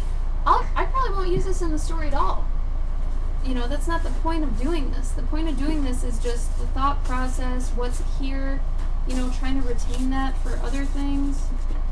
What is this? That's a fraction of what's expected of you during the concept art. This is concept art, you guys. You have to be able to do this. That's 1% of what concept artists do. They'll have another 20 sheets like this of just ideas. The things that you see online when they're like, oh, these are the concepts for Star Wars. That's the final. That's the final shit, yeah. They did shit like this over and over and over and over again. You just never see that. Mm-hmm. Similar to the old masters. You think Da Vinci always did, awesome work? No. We actually saw Da Vinci's sketchbook in, was it London? I think so. He had pages that were somewhat blank. He had things he just kind of scribbled in there. He wrote backwards because he was paranoid that people could read his stuff. So he used a mirror and actually wrote backwards. Okay? He's a little loony. But his sketchbook was empty in spots, and it was just halves of stuff. He was studying things. You don't have to have perfection on every page. And I feel like all those YouTube videos of those professional people that go on their it's like a sketchbook walkthrough, every time they do those, I feel like those are their nice sketchbooks. you know, where every page is just a masterpiece. And some people can do that. Like, we know a watercolor lady online. Everything she does is immaculate. But then again, we don't see any studies or anything she does either. Maybe she doesn't share those. And honestly, I feel like any of those artists you see on Instagram that just post their finals, I think that's hurting artists. I really do. I feel like at least they should show the final, and then now that we have the swipe through technology for each post, show us all the steps you took to get there. Like, Gabe's been doing phenomenal with that, and not just because I'm his girlfriend. When he fucks up, I let him know. But he's been doing awesome with his concept stuff because he'll show you first pass, second pass, final pass, right? I wish that a lot of those other artists that are really well known, have over 100K followers and stuff, that usually just post their really polished finals, I really wish they'd show the road to get there. Because I do feel like younger artists see that and they get destroyed. You know, I think it's worse. My garbage drawings in my sketchbook. Yeah, if you guys end up actually like finishing Journey June, you take the class with us, you learn how to make a book, I highly suggest you make a companion book or add it into the book you're making of all the concept sketches you've got. It's so valuable. People can see your thought process. You guys are seeing my thought process with this. I mean, you just saw me go through a bunch of thumbnails, 3 pages. You saw me do 3 pages of thumbs. I did this, and then I was like, oh, I kind of like this, right? And then I started doing it like a bird's eye view, and then I was like, well, can I make more? Could I make this? No. So when I do slash it out, I make sure I can still see it, but I make sure that, you know, there's something that tells me it wasn't good. On some of them, if I flesh it out really nice and it looks good, I'll just put an X next to it and be like, don't use that one. But it's still nicely done. This wasn't exactly nicely done. But figure out a different way instead of crumpling up your sketches or throwing them away. Do not throw anything away until it's been like 5 years or something. And then I just did that. Like, you don't have to do a ton of stuff, but it's always good to wrap your head around things. Yeah, man, you know all I do is preach. Come on.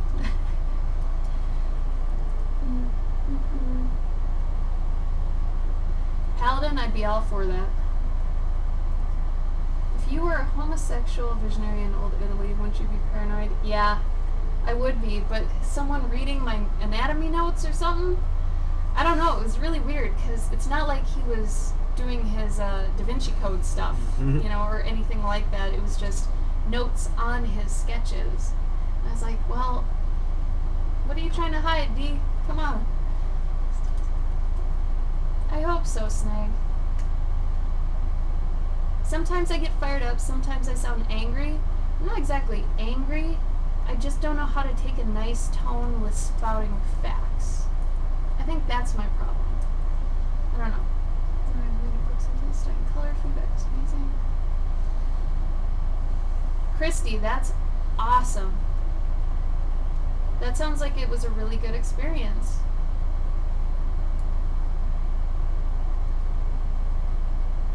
It's true. Seeing the process makes you appreciate the final so much more. Okay? Seriously. And I feel like so many of these artists, though, are getting too high on their horses, where they're like, well, I can't post anything that's, you know, under the quality that this one was. And it's like, no. If you want to be someone, like, that could actually help people, instead of just being a tier to aspire to, put your sketches, put your work throughs, put it out there for people to see how you're thinking so that they can understand. Otherwise, it's almost selfish, you know? Or you're trying to just be egocentric, I feel like. I don't know. It's really weird to me. And I mean, this just might be me. Well, maybe Gabe too. I think I agree. Gabe agrees with me, so maybe it's just us. But I really think showing your process is humble. I think it's very valuable, and like I said, I think people want to see it. That's why people buy concept and art books, right? To see how it got to where it is. And sometimes, have you ever been looking through a concept book like an art book for a game or something, and you see a design that you're like, I wish they would have went with that. That's so cool. And what the sad thing about that is, being in the game industry myself, you do something really cool, and you're like, this fits it like a glove. And then a higher up comes over, and they're like, that's not going to work. And it's like, wow, this hits all the stuff we need though. And then they're like, yeah, but I just don't like how this part looks. And maybe they don't have any art background or anything, right? And hopefully you work for a company, if you are in the gaming or movie industry, that the higher up knows what they're talking about. I've worked in industry where they almost never did. And they're like, you know, it's one of those things where it's like, I want blue there instead. It's like, well, that doesn't work with the color palette because this is, you know, this is a warmer palette, and, you know, purple makes more sense. I want blue. Okay, sure. You know, so a lot of the time, if you see something like that, it's been forced on the concept artist, which is so sad. I know. Yes, Sniggle. Gabe and I talk in caps. Mm-hmm. Yes, Yen. Yes, right? Oh, man. So it's weird because I'm all about showing messy sketches and process and all that stuff, but when it comes to you talking about your art or things like that, try to be a robot almost. I mean, you can say, oh, I was discouraged at this part and blah, blah, blah, but don't go too far patting yourself on the back. This is part of disassociating your art from you a bit, because there is a level of professionalism you want to keep. Because if you put too much of how you feel about something, it's going to change how people think about your art. And I feel like that's not what it's about. It's about you just doing it and showing it to somebody, and it's theirs now. The minute someone else sees your art, it's theirs now. It's not yours, right? You have your own feelings about it, cool. You keep them in, you know, they're yours. Unless you're in one of those things where you talk about stuff, like feelings and things. But I mean, if you really don't like a piece, but you know the technique is good and the skill's there, and you're like, oh, I'll post it anyway, someone else could love it like crazy. And like, I really feel like at that point, if you said anything like, oh, I don't like this one, or this one is really bad, then somebody who sees it and likes it, they're gonna feel bad about liking it, or anything like that. You see what I mean? Where if you express how you feel about it, it can affect their experience with it. And I feel like that's not what it's about. And like I said, this is just me. And once again, maybe Gabe agrees. I don't know. I do. But yeah, I don't know.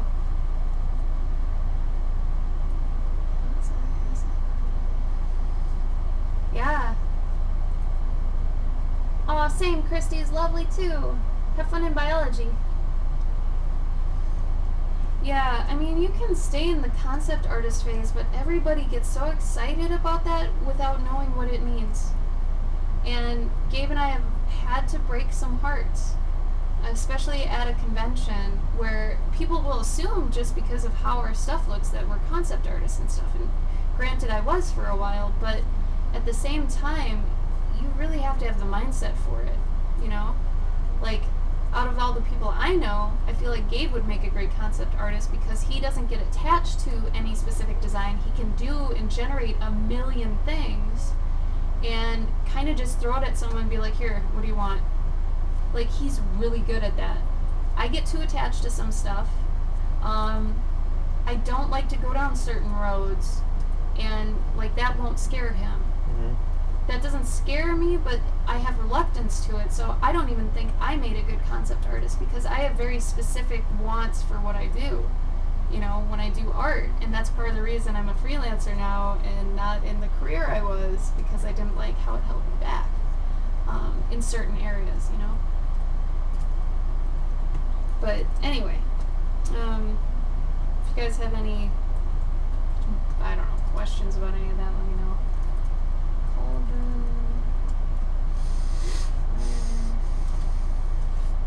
So I'm not sure how under here looks under cauldrons, I'll be honest, so I'm going to look it up. Research. Maybe that should be tomorrow's message. Research. Because it's supposed to be one of the countdown days, but I wasn't sure which. I mean, I would just put wood and fire, but I don't know if it's just wood and fire. Or how it's... No, it's just wood and fire. Okay. See, sometimes you just need to look it up and know. But it's also good to have a reference anyway. Because, I mean, the wood when it's in a fire isn't brown anymore. Remember that too. I think there could be hay as well.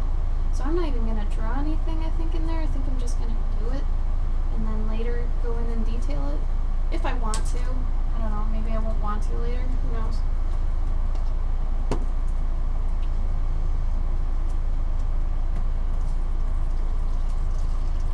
It's my water cup. Water cup, water cup, water cup.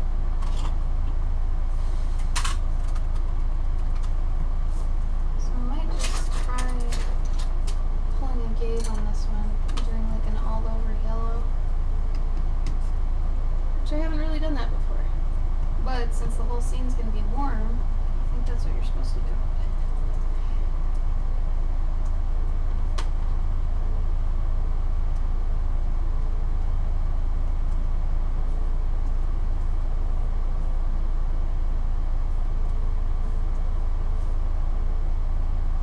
Yeah, you can't even really see that, unfortunately. It's yellow. Believe me, it's yellow.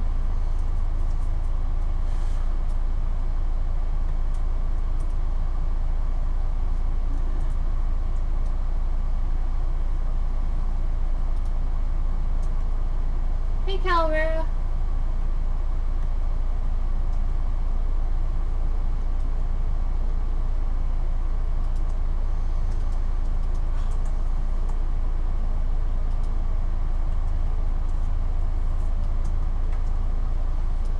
Ooh. Eric's, I don't really understand. What do you mean? Like, they think what they did wasn't very special? Is that what you mean?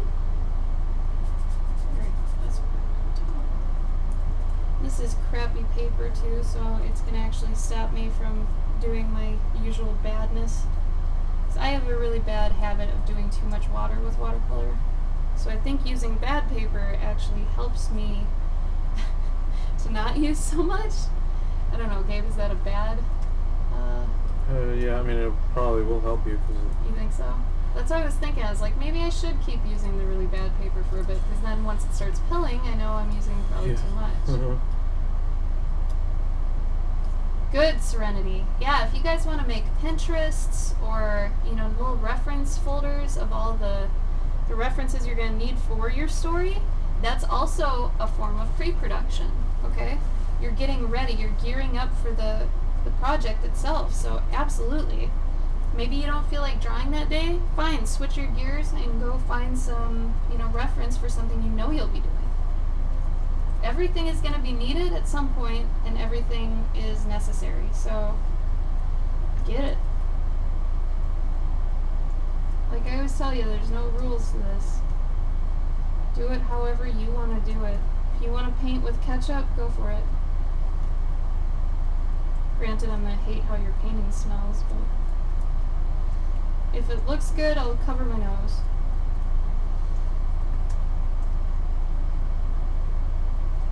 Chrissy, thank you for the raid. How you doing? How's your stream?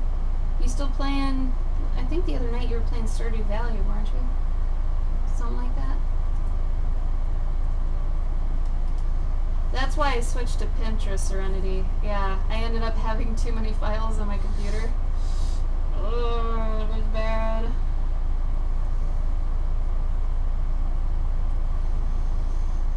Oh, see, this is what I get for not being patient. Should have just done it with marker, honestly. I should have been able to read that today I'm very impatient, and I shouldn't have done it with watercolor because watercolor requires patience. I should have done my markers because markers are for the impatient. And that's why I like them. Oh, cute! What'd you make him? Or can you say? Is it okay?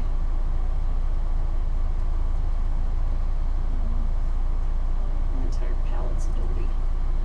Dirty. Gotta clean it. Da-da-da-da. Da-da-da-da. still sound like I have a car idling behind me?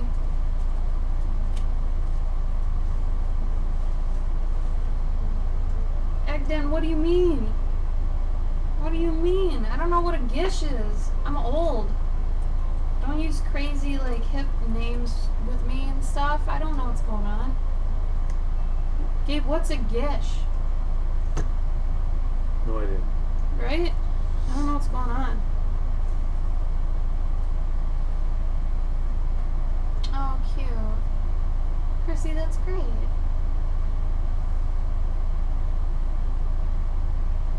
Yeah, totally. Like, usually I am a marker girl. I just started doing, watercolors because watching Gabe do it a lot is very, I don't know, it makes you want to do it. So I started doing it more, and plus I just like doing flats with watercolor, but really markers all day. I do a lot of my commissions and stuff in markers, so also I use watercolors as kind of a break, I guess. But yeah, no, I love markers. Because I'm a very impatient person, and usually if somebody's asking me, oh, should I start with marker or should I start with watercolor? And I'm like, do you like waiting for things? Do you like waiting for a bus? Like, how do you feel about stuff? And if they're like, no, I hate waiting, and then I'm like, marker. Because usually people that end up using marker don't mind carrying around a lot of things and are very impatient. Watercolor has a lot of nice range, but at the same time, obviously you have to wait for it. So I think it's a personality thing, honestly. It comes down to it.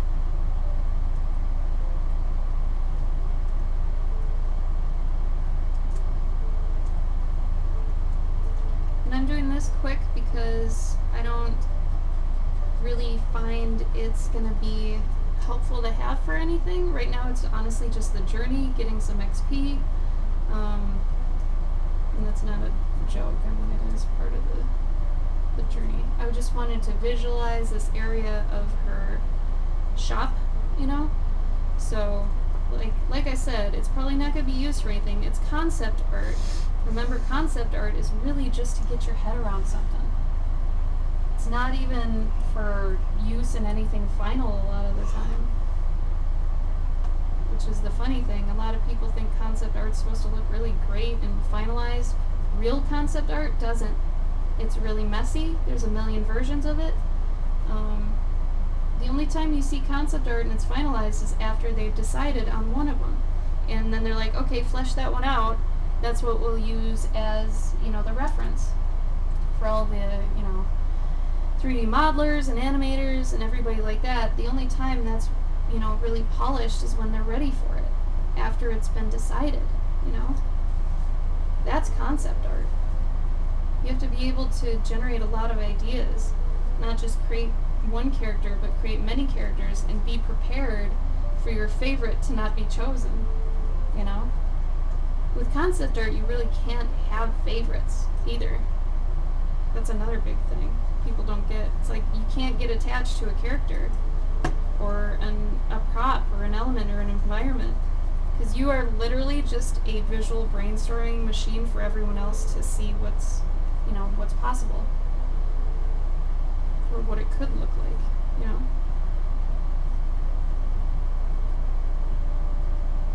Oh, good, Chrissy. When's his birthday?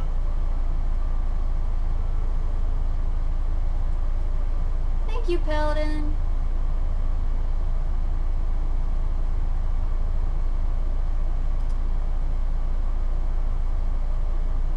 Yeah, right, Calvera? David goes above and beyond. I honestly wish that guy would use like a 3D program and learn something. Because, I'm guessing he uses it also as just like a therapy. Kind of just something hands-on he can do. It's like a hobby, because I think he's got an architecture background, so I think that feeds him a couple ways. But if he's just doing it to get the reference, I think he'd get a lot more out of it just using a 3D program and modeling it. It would go so much faster too. You wouldn't have to wait for like glue to dry and all that stuff. But yeah. But I do think it's because he's probably got that background. He wants to use it still. Honestly, I don't see why he doesn't sell some of those. Some hardcore mouse guard fans would love those.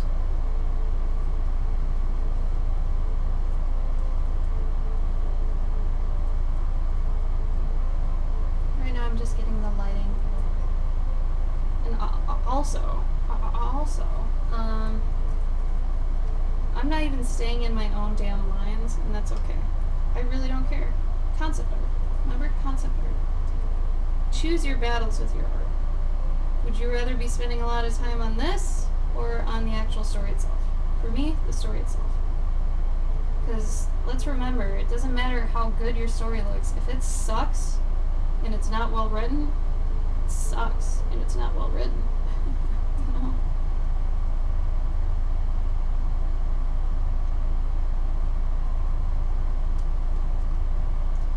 You can see for the shadowed areas, I was trying to use some purple instead so it doesn't get, muddy with black.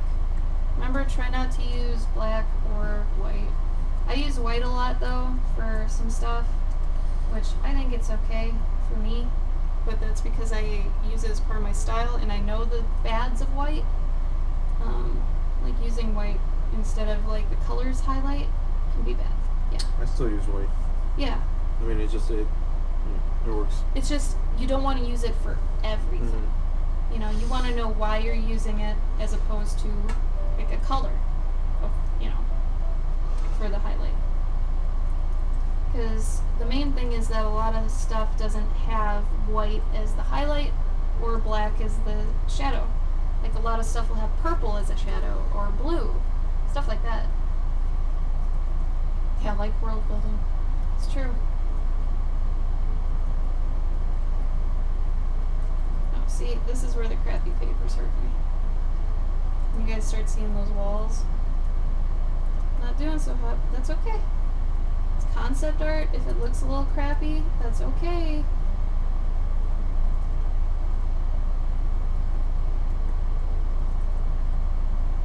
Remember to only layer like 2 colors on your watercolors too, or else it's just going to be too muddy. I had to learn that the hard way. And honestly, I don't even think I have the color for these embers. Gabe, I might have to borrow a color from you because I don't think I have it. I also lost my brush. Where did I put my brush? Really? Oh, it's right there.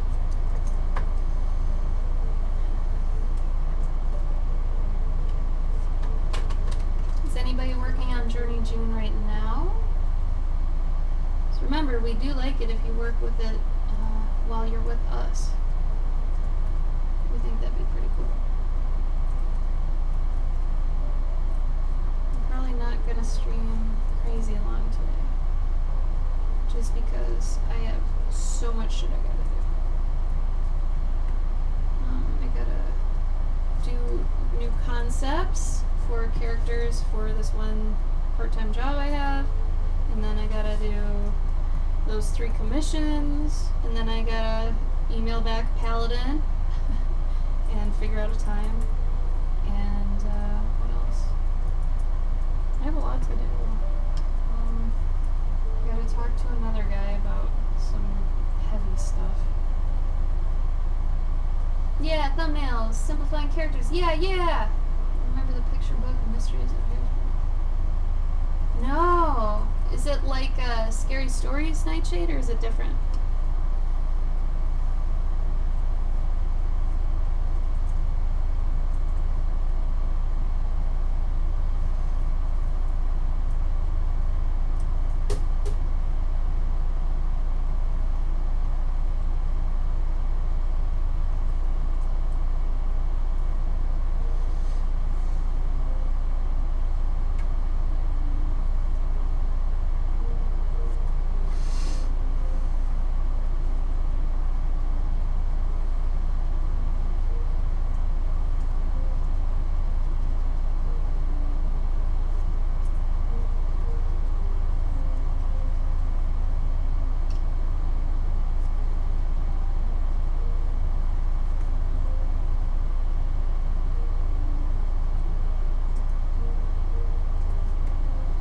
leaving space for me to go in with some yellow real quick, but probably should have done that first, honestly. But see, and during the process of me doing it, because I'm taking the time to do it, I'm learning what not to do. That's the whole point of doing things and doing them a lot. Don't forget.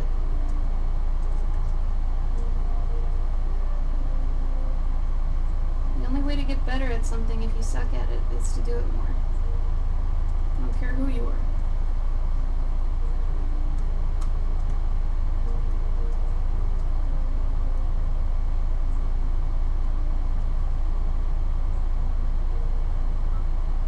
I can't tell if that bird is in the song or outside. You hear it? Mm. Unless it's our air conditioner, it sounds like a bird.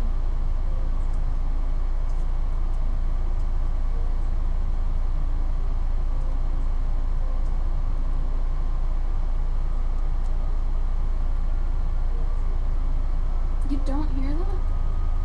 No. Oh, wait, it's high pitched. So Gabe has problems hearing really high pitched, like high frequency sounds. Does anybody else have that problem? Like, I think you're the only person I've ever met who has that. It happens as you get older. Yeah, I remember us talking about it. But it's really weird because I'll be like, oh, you hear that, in this case, like a bird. And Gabe's like, nope, I don't hear the bird. It's like, oh, shit.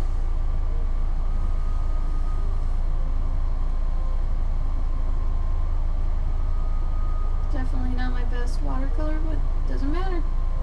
It's not what it's about.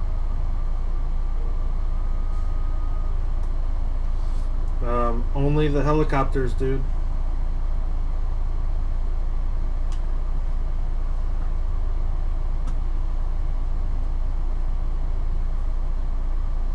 Aw, thank you, Positivity is Power. You're wonderful. Oh, the same guy that did the Jumanji book. And hope it goes away. Oh, Calavera. Oh no! That's awful! I mean, I'm surprised I'm not deaf. My parents raised me on, like, you know, really loud rock music and like Ozzy and Motley Crue and stuff, but they would play it loud. Like, I'd be upstairs doing my homework and they'd be downstairs and I would hear it and I'd be like, oh my god, you guys.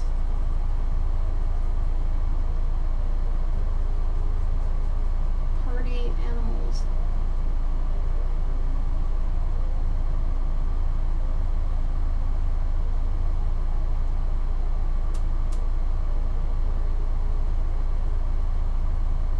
What's wrong, Soggy?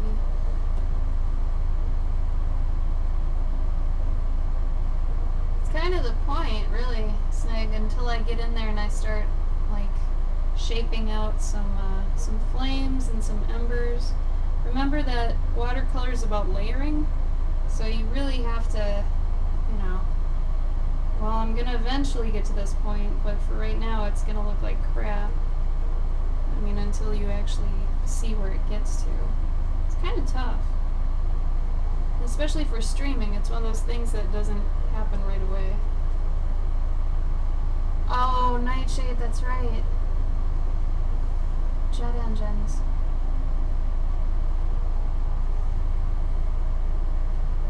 Do it! Confront him! Or set up those spike things in the road.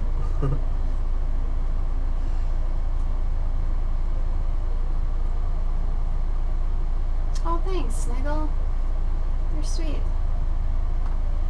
The beginnings. I'm also kind of a pussy when it comes to putting down color, so I think I'm going to have to work up to that and just sometimes, you know, put down a bunch.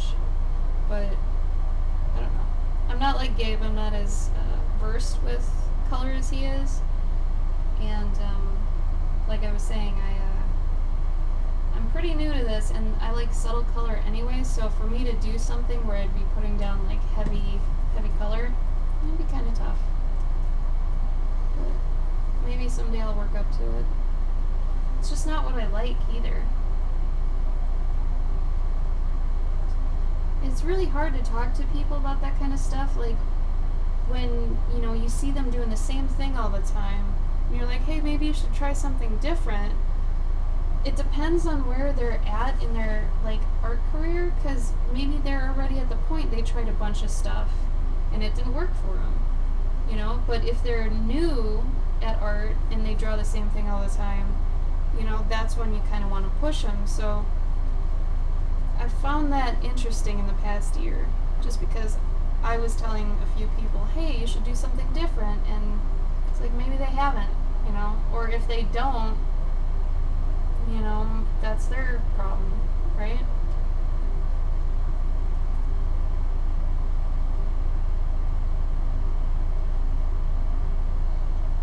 Oh no, Soggy, who was it? That's super sad. Stevie Ryan? Oh, that's too bad. I would think that'd be super sad, especially if you're like just on the internet normally, and Oh wait, not Stevie Ryan. that could be really. Person died last year.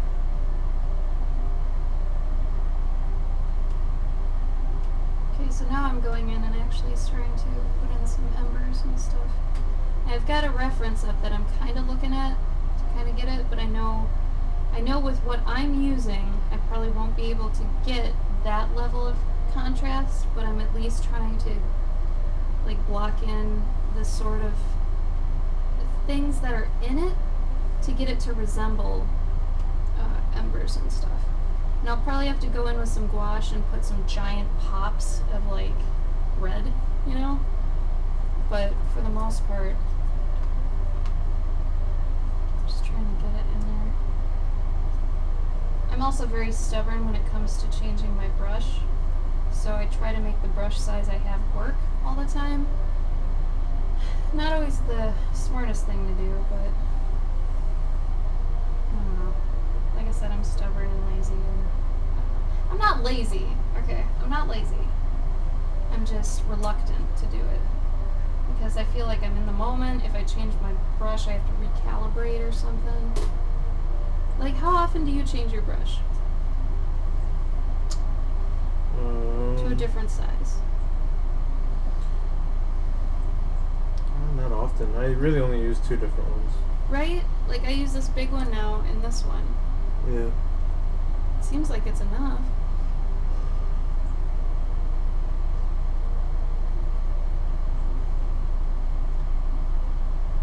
Total Biscuit? His name was Total Biscuit? Aww.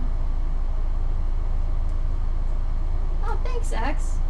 Yeah, I think that's most important first when you're doing stuff, is to get the atmosphere in, you know? And then things will kind of just fall into place, I feel like, once you've done that.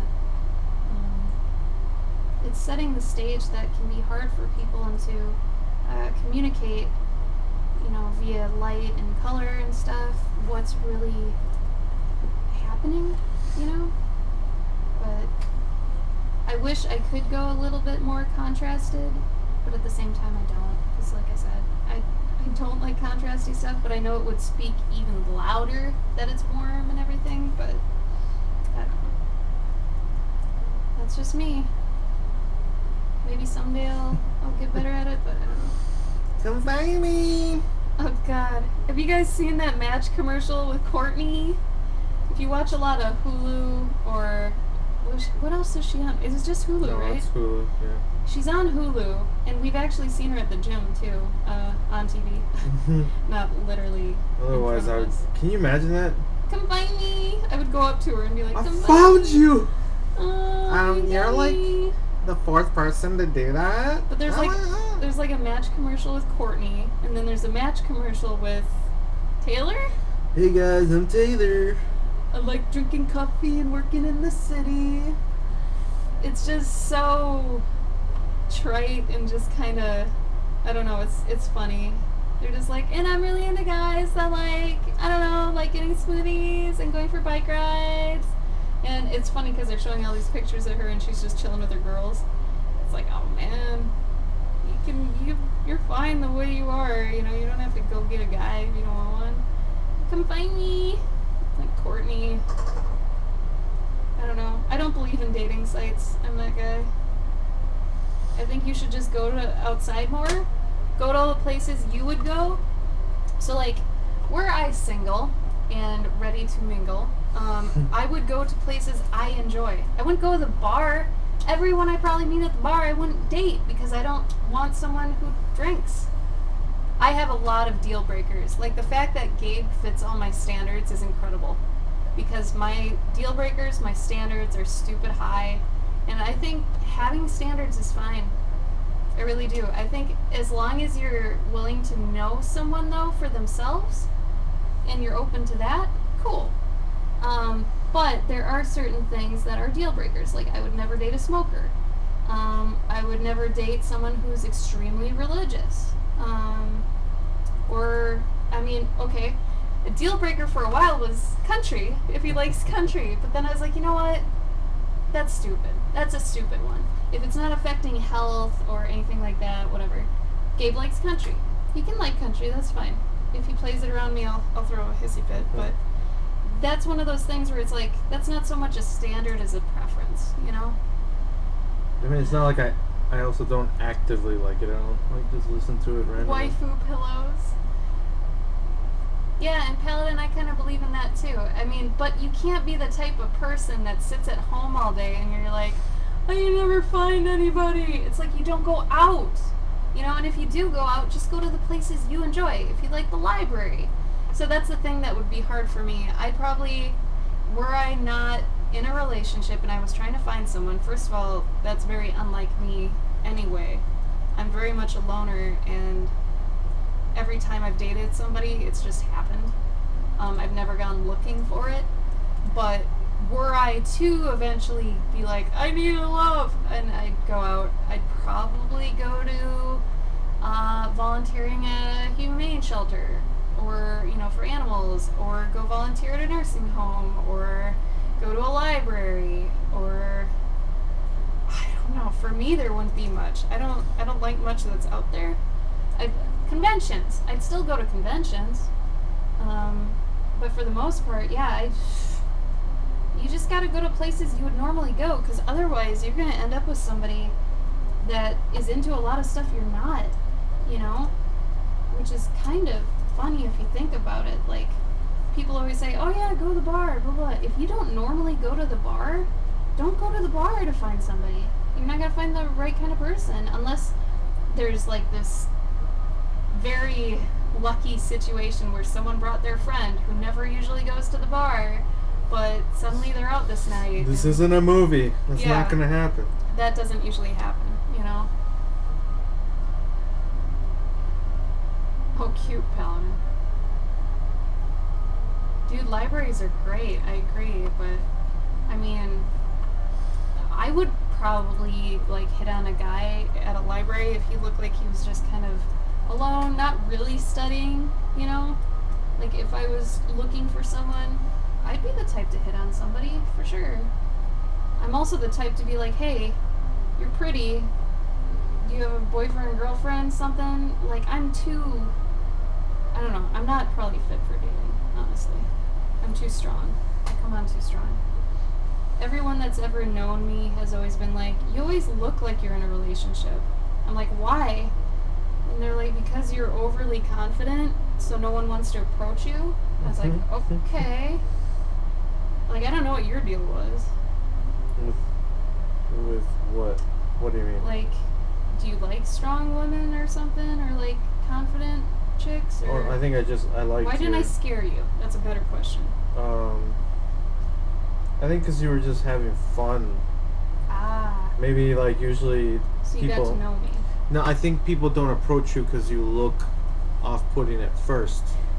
You know, like you're usually when we're walking around the store, you're like A concentration you're face? yeah, you're business. Like you're there to get shit done. So I've got resting bitch face, in other words. You got like I'm determined to do something right now. So like, it's a don't bother me face? Yeah.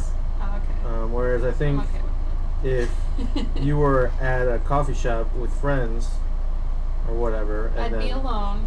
No, Knowing me, I'd be at a coffee shop alone. I'm saying like let's say this was back when you first moved in at Von House, Oh, and you yeah. were at Steaming Cup Oh, with all the other people, you know. That's fair. And then and then maybe Tim goes to the bathroom, and then there's this guy just walks up and is like, "Hey, you're an artist, huh? What's all this? Oh God. Fuck off! Get the step in, buddy." No, I don't think I would ever like say that to someone right away. Mm-hmm. Do I even have music going anymore? What happened? Yeah, it's just got animals in it. That's cool. Animals? Yeah, Sniggle. Yeah, you're right. That's very, very true. Serenity, at least you're willing to say it. That's awesome. She said person, Salzy, so she probably thinks pets are fine. That's me. So if I wasn't in a relationship, I would have a dog, and it would just be me and my dog, and I would be so fine with that. You know? Like, I could see Gabe being a player for a little while, but then just being like, because no one would let you do your art or something.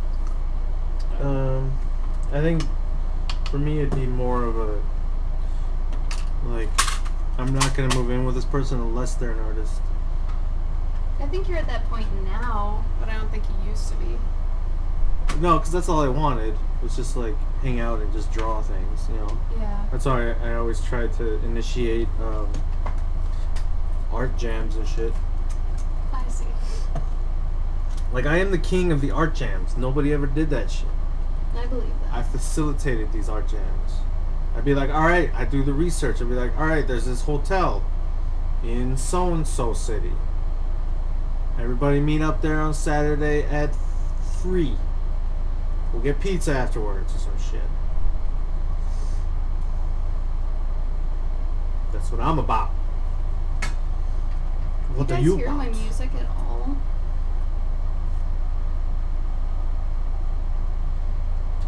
I kinda hear it. Serenity, I thought you had a girlfriend. Oh, Gabe, you didn't see her post, did you? No, I didn't. So then I apologize because I didn't see this post. Never mind. Go on dating and relationships on Discord. Get caught up. Get yourself caught up. I'm happy for Serenity. I think she, she's in. They're being very adult about it. I think that's great. That's great. Sorry, Serenity. Yeah, we sorry. didn't mean to bring it up. Yeah. It's just Gabe's dumb. I'm a dingus. He apologizes. Yes, I speak for him. Mm-hmm. And I speak for the trees.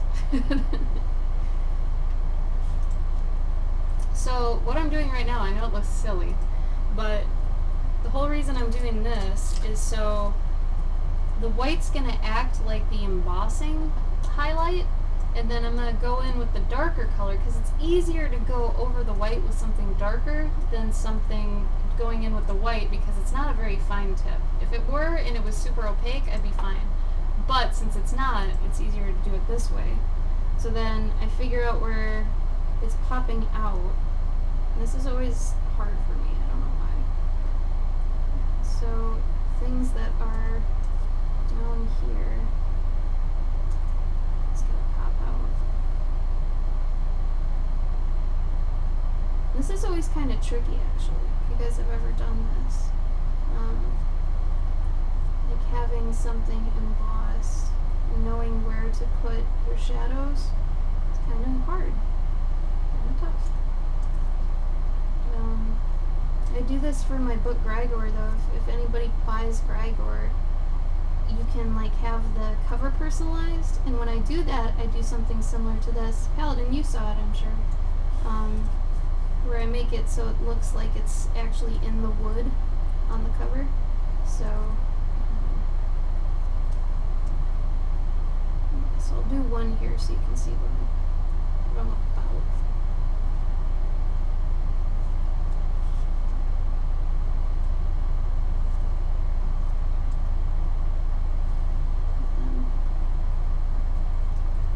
Do that so you can kind of tell that it's inset.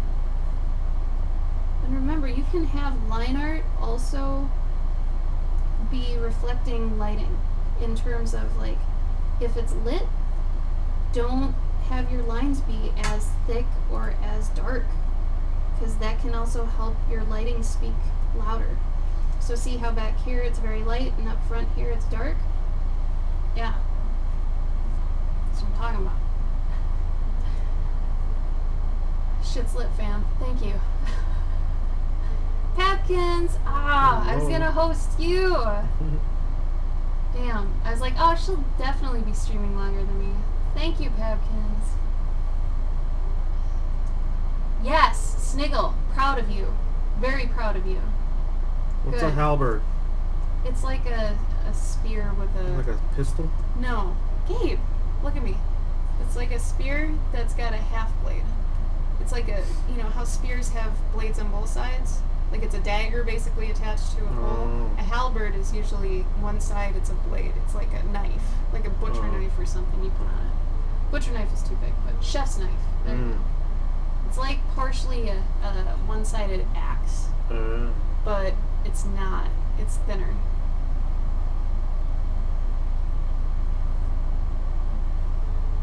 Yeah, it would be a cool name for a gun. Or a dwarf or something. Like, it sounds like a name for something.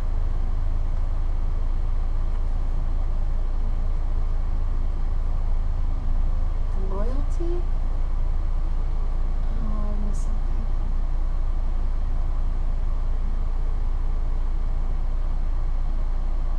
Yeah, I'm with you, Paladin. The right person sometimes can be... I think it's supposed to be your friend first. I always say that, though. That's just me, because that's all I've known. All my relationships that start off as friends have been solid and good. But then, of course, if you break up with them, they're most likely not going to be your friends anymore. Which, you take that, that chance, but at the same time... There you go. Sniggle gave you a link. Mm. So that one's clover. What should this one be? Dandelion? This one will be lilac. I mean, I could be crazy about, what kind of fonts are being used on these and stuff, but honestly, I don't really care. And I right now, I think mine's kind of fun for this. It's kind of cute and not so scary, but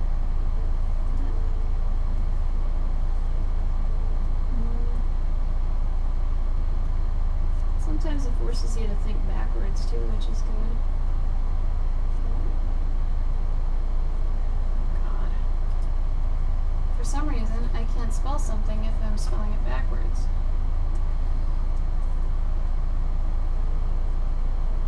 It's dandelion, isn't it? Yep. Dandelion.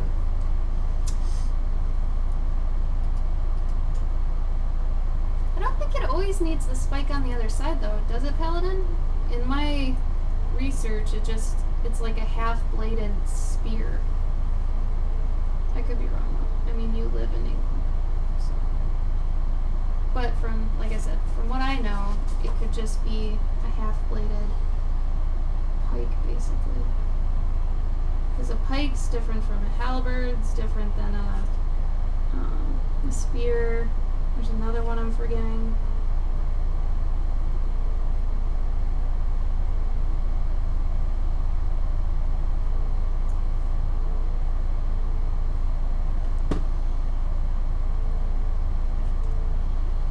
Yeah, totally, Calavera.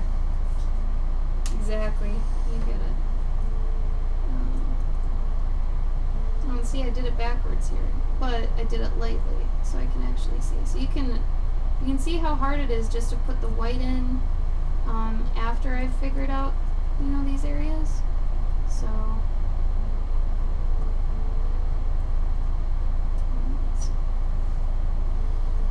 it's supposed to be this way. Shit, wipe it. You do it.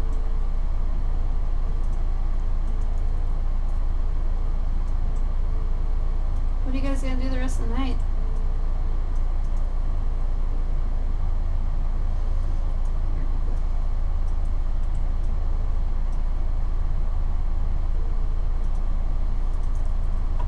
So now I was gonna go back in and darken it. I don't know why.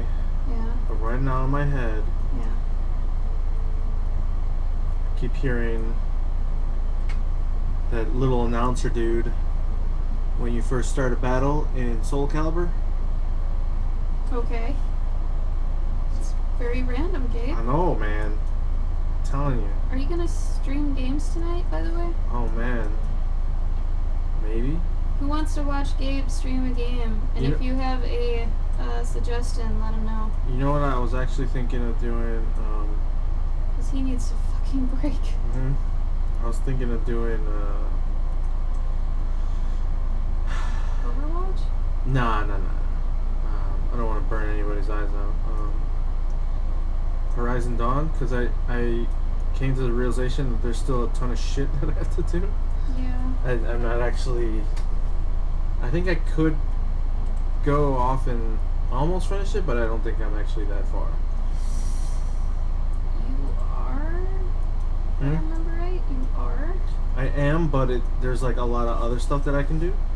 See, here's a sign of me being impatient. I will go look at the ending of a game that Gabe's playing because I'm sick of watching him fumble. I love him to death, but oh my god, Gabe in gaming is harsh. But also, when everybody was super into Game of Thrones, I would go look at the spoilers that just happened. So like when the Red Wedding happened, when the Purple Wedding happened, I went and looked at everything. Because I don't care enough for some stuff. And I just want to be able to talk to people about things. Sometimes that was more when I was in like an office setting and everybody was talking about it. So it's like it would have been spoiled anyway, but I'm just kind of, I don't know, getting ahead of it, I guess. Hey, you guys, name flowers. Name some flowers that I can put on these pots. Petunia. Not that one. I don't know if petunias can be used. Okay, if Banana. anybody knows anything about herbalism, maybe flowers or plants with healing powers. How about that? Lavender. Nightshade. Oh, I could do nightshade, I think now it's. except that kills people. Hey, maybe they figured out. Maybe it's a thing. Hazel is not gonna kill people, Gabe. No, I'm saying maybe it's. It helps. You know how like. Oh. Like when you have poisons from like venom from a snake, maybe it helps. Maybe. You mean antidotes. Anti-venom, yeah. Oh, cool, Paladin. The writing reminds you of when you was writing. Cute. Good, Snaggle, that works. Also, just kind of look at them and seek them out. Like, I named Hazel because I was like, well, I want to draw a witch bear and witch Hazel, and that's cute. So whatever. And then she's got a bee, and then it's like bee witch, and that's a word, and that's cute too. So I kind of work them all together. But your characters might have that too. Serenity is saying, Gabe, could you play a multiplayer game with your community? Whoa, can He we? would totally play Rocket League with you guys. I don't know if I want to play Rocket League. Dude, that'd be cool as hell. But what are the Because games? no of one's it? really like hip to Rocket League, and everybody's always a noob, even if you play it and go back. It's true. I think Rocket League is a good like equalizer. Yeah. I think maybe one of these days I will definitely do Rocket League. But X, do you mean chamomile? Chamomile? I think chamomile's just a tea though, isn't it? Well, isn't it? Violet, St. John's, lavender. Thank you. That's a Saint- good one. That's one of my favorites. St. Juan's. Maybe she could have a dark side. No, it's Hazel. She's not even gonna fight in the story. Like, I've made it so Hazel is such a teddy bear that she doesn't even have to like fight anyone. John LaStudio would love to play games with Gabe. Yo, John Hi, Studio John. is here. Shit. You guys, if you don't know John, you gotta go know John. So go follow him on Twitch like right now. You gotta watch what that guy can do. Him and his lady, Visual Jamie. Oh. They both do stuff. And they're both great. And they're wonderful people. And we love them. We sent them Go Cubes once. John, did you ever tell us how that went? Did you guys end up trying them? Did you die? Obviously you died, right? No? Yeah. Camille is a name. Oh, okay. Thank you, Snaggle. Yeah, I don't know what kind of games are there that you can play co-op over the internets. You'll have to wait and see, Sniggle. It's okay. It's no worries. I didn't even know, so you win. Yeah, I don't know anymore. I don't know what's even co-op anymore. I'm so out of the game loop. I mean, I was in the game industry and I'm even out of the loop now. So. He's waiting for a stream. Oh, then you got lost. Oh no. Oh no! Don't get lost. Get found. In English from the channel. Let's see how to do it, Serenity. I say go. If anybody's debating on doing anything, don't debate anymore. Just do it. Seriously. Unless it's like suicide. Don't do that. Oh, I guess another or thing is. anything bad, I guess. Oh, this looks dope. Wait and see what now? I don't know, Sniggle. I forgot what we were talking about. The only other downside is it's got to be on PS4. Yeah, you should have told him that. Yeah, because I can't. Jerk. Can't play it otherwise. Does anybody want to play? What's that one game we downloaded? It's like D&D, but it's not. It's that game where we ended up buying the characters and then never playing it again. Diablo? No, not Diablo. I'm gonna play Diablo again. No, it's that other game. It's top down. It's like Gauntlet. Was it Gauntlet? Huh? Yeah, I think it was Diablo. No, it's that other game we got before we could find the D&D one and before we even got Diablo. It was probably Gauntlet. I think it was Gauntlet. Yeah. It's the new Gauntlet. Yeah. Shitty Gauntlet. It wasn't. It was good. It's just you looked it up and then you're like, oh yeah, we're just gonna be grinding. Yeah. It's just it Was wasn't that even. Gauntlet though? Yeah, it wasn't even that good of a grinding though. Like you Can don't you really. double check? Yeah, no, it's for sure. It is. Yeah, because Okay. there's no other game. There's two other games that Jamie put me onto. One of them. It's called Adventure Pals. That's the one where you've got giraffe. Not John's Jamie. No, Other Jamie. other Jamie. But it's you got a backpack with a giraffe in it, and the yeah. tongue of the giraffe acts as a helicopter. That's cute as hell. I can't even. But then there's also another one called The Swords of Ditto, which is like Adventure Time. That might be cute. That one's hella cute. Maybe do that one. How much does that one cost? It's like 20 bones. Maybe instead of like donation streams or whatever, you should raise money for games to play with people. Yeah. That'd be smart. Because we don't exactly have like a game fund. So actually getting, like if you guys want to play a specific game with Gabe, I mean, we could totally raise stuff for that.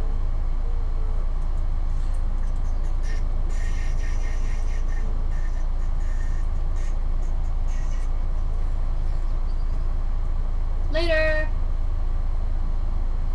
Yarrow. Oh wow. How about more obvious ones? See, this is where I get very specific with what I like to include in my stories. So, I want very simple flowers and plants, but ones with medicinal. I can't do that fucking word. It used to be iconography, and I would say iconography. Now it's medicinal. I want to say medicinal. It's the same shit. And then now I know I say syrup wrong, and it's supposed to be syrup, and not syrup. Does anybody say syrup or syrup? Anyway, what the hell was I talking about? Oh, simple flowers, basic, medicinal, well-known flowers, nothing really weird. So like lavender's good. I have lilac up here just because I like the flower. It's my favorite. Tea tree, that's good. I love tea tree oil. Oh my god, it cures everything. If you do suggest a flower or a plant, please let me know what it does. Just so I know. Like, I don't know what marigolds do. I have no idea. Ooh! Can someone look up if there's, like, acorn or pine cone medicinal properties? I had to try too hard on that. Medicinal. Medicinal? Medicinal. Fuck. Look it up. I'm done.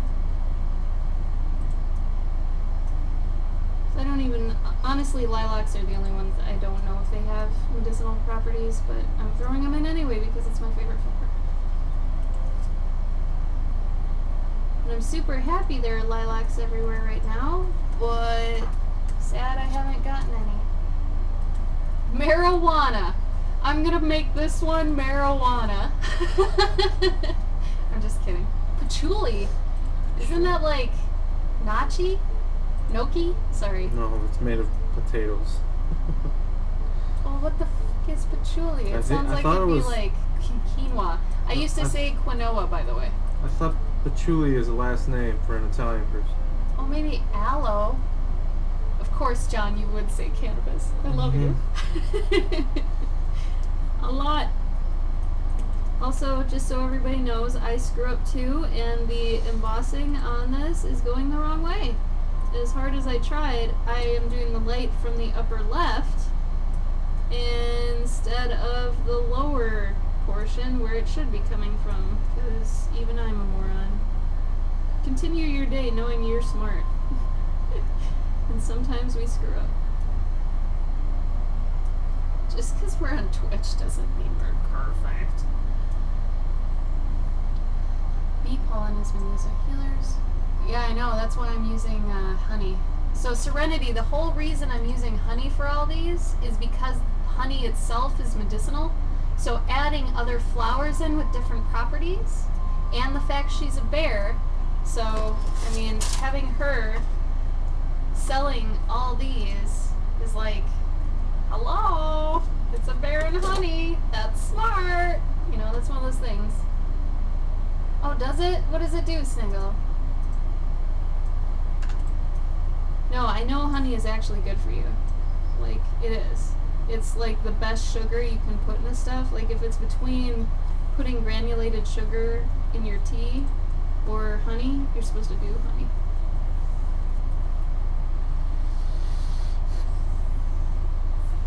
See? Damn it. Sorry. Also, for those of you who have seen Splash with Tom Hanks and Daryl Hannah, it is the exact same movie, basically, with a little bit more nudity, sex, and violence than Shape of Water. It is so close to the same movie, though. When we saw Shape of Water, I was like, and then I watched Splash again today, because I've seen it like a million times, and I was like, yeah, this is basically Shape of Water, for the most part. Sorry if anybody hasn't seen it yet. But at least now you know what you're getting into. Hi, Captain Blue.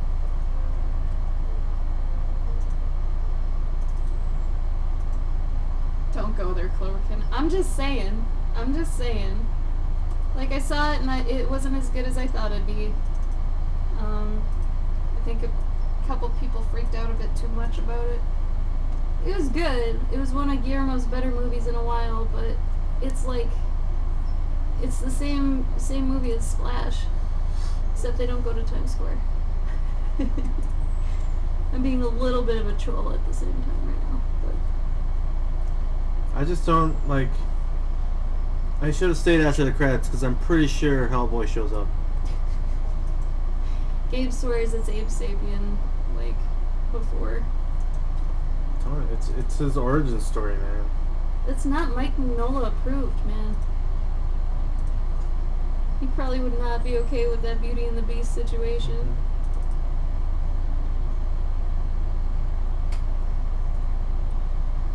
I was just super let down with Crimson Peak, man. I am a huge fan of Guillermo movies, believe me, but...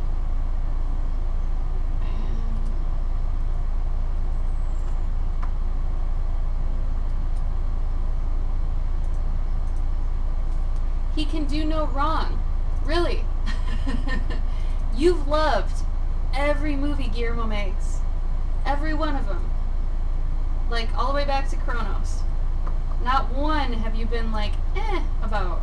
Because it's okay for you to love a director and for them to slip up once in a while. I'll be honest, I really like directors who take chances, and even if they're movie bombs, I'll still like them. I still like Shyamalan. I know, okay, I know about Avatar, I know people hate The Village, but I like Lady in the Water. I still like Sixth Sense. I like Devil. I thought that was fun. I don't know, like, I don't hate him because of one bad movie. So, you know, I'm not saying Kronos was bad, Calvera. Sorry. I'm saying, like, I love the shit out of Pacific Rim. Oh, do I ever. But Crimson Peak was not a good movie, bro. Not a good movie. Mimic was great. Yeah, his early stuff's fantastic. Then it wasn't, Sniggle said. Oh, no. I'm just saying, did you see Crimson Peak? Did you see it? Did you see the CG versus, like, when they were originally going to use makeup? You know Guillermo's good with makeup and stuff. Like, when he gets someone that knows special effects and he does that shit, it looks great. But when he does VFX and swaps it out, you know, it's bad. Like, they should have went with the makeup and the costumes and the, like, creature stuff for Crimson Peak, because it looked great. It looked awesome. Also, I never saw Mama. Did you see Mama? No. Sorry if that was loud. I know, and his special effects are great. So tell me then why Crimson Peak looked so bad during the ghost parts. It was so bad. Why didn't they go with the actual outfits that they made?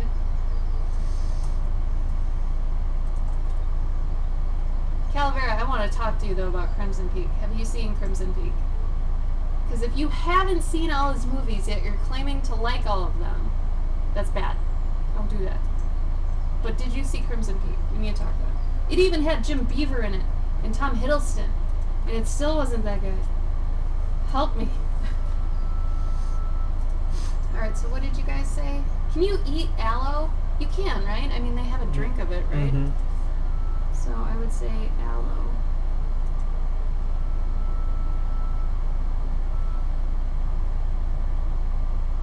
There's a chick in it and she had a hammer. Yeah, Serenity, you feel me. It's just I made up a better ending for the movie in my head than than it was. And Tim and I went and saw it together. Just me and Tim. And we both, just at certain parts, were looking at each other. And honestly, Tim and I usually differ on the movies we like and dislike. This one we both agreed, like, the exact same on. It was really funny. But yeah, it was like, ugh.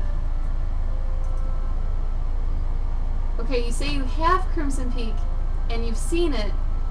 What did you think of it, though? 'Cause that's what I'm saying, like, you know. It's okay to admit, like, a director wasn't at their finest during a certain movie. Like, obviously J.J. Abrams and, you know, Star Wars. He did Star Wars, right? Yeah. I liked his Star Trek take more than his Star Wars take.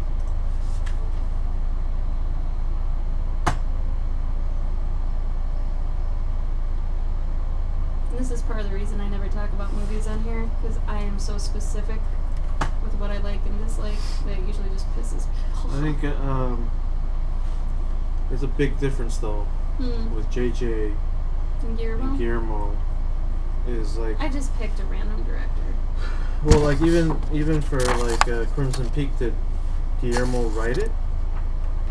I don't know, but it doesn't matter because the effects were bad. Okay, well, And he's usually overseeing effects pretty damn well, Mhm. you know. So if the effects were bad, that means he didn't care enough, in my Yeah. opinion. so I mean, you've got, I mean, didn't he do like or was that Rodriguez, the Lava Boy and Fish Girl or whatever the fuck? That was Rodriguez. Oh, okay. Yeah. I mean, sometimes these guys just direct the movie because they got paid. Well, I'm not saying you hate it, but yeah. I agree with that, Paladin. Yeah. Actually, Abrams made me like Star Trek.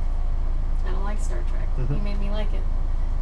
Granted, he used Cumberbatch, and I'm a Cumberbatch fan. But, yeah, I don't know. I'm just saying it's okay to dislike some of the things that a director does and like others. But, what were we talking about? Hellboy? Hellboy is hard to get through. Like, Hellboy 2 is okay, but man, both the Hellboy movies, the dialogue is cringy. I mean, Ron Perlman is not the best actor in anything he's in. He's honestly in there because of his body type.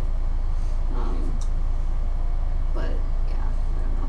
Like even in Pacific Rim, as much as I love Pacific Rim, his character is just. I mean, it is what it is. He's supposed to be an anime character. Yeah. Everyone is supposed to be an anime character, basically.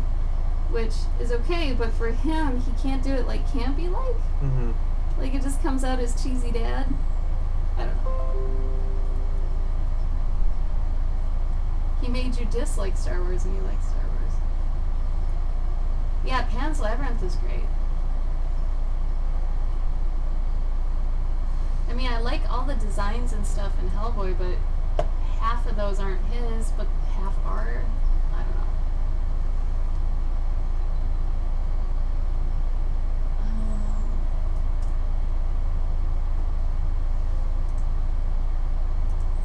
Yeah, but the dialogue, Calavera, is shit. And the delivery is shit. And Selma Blair is shit. Can we all agree Selma Blair was shit?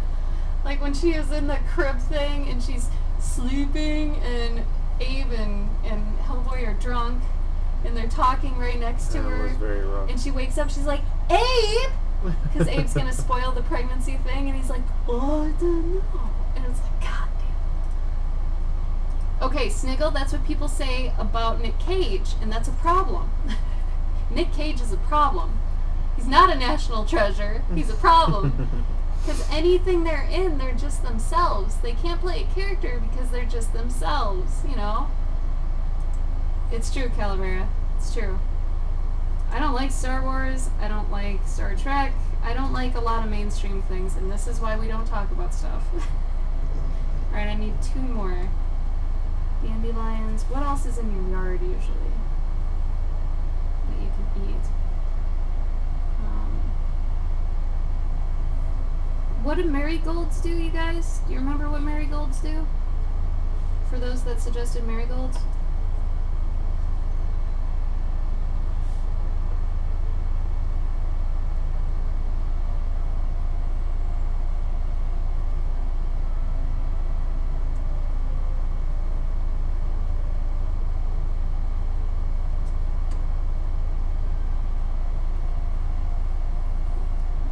Outdated, Sniggle. The internet's over it. You should be over it.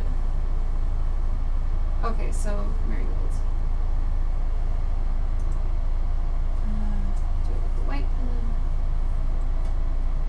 Give me one more. And Serenity, since you've looked stuff up, maybe you could give me one. You remember, it's got to be simple. It's got to be basic. People have to know of it already. But it's got to have a medicinal property.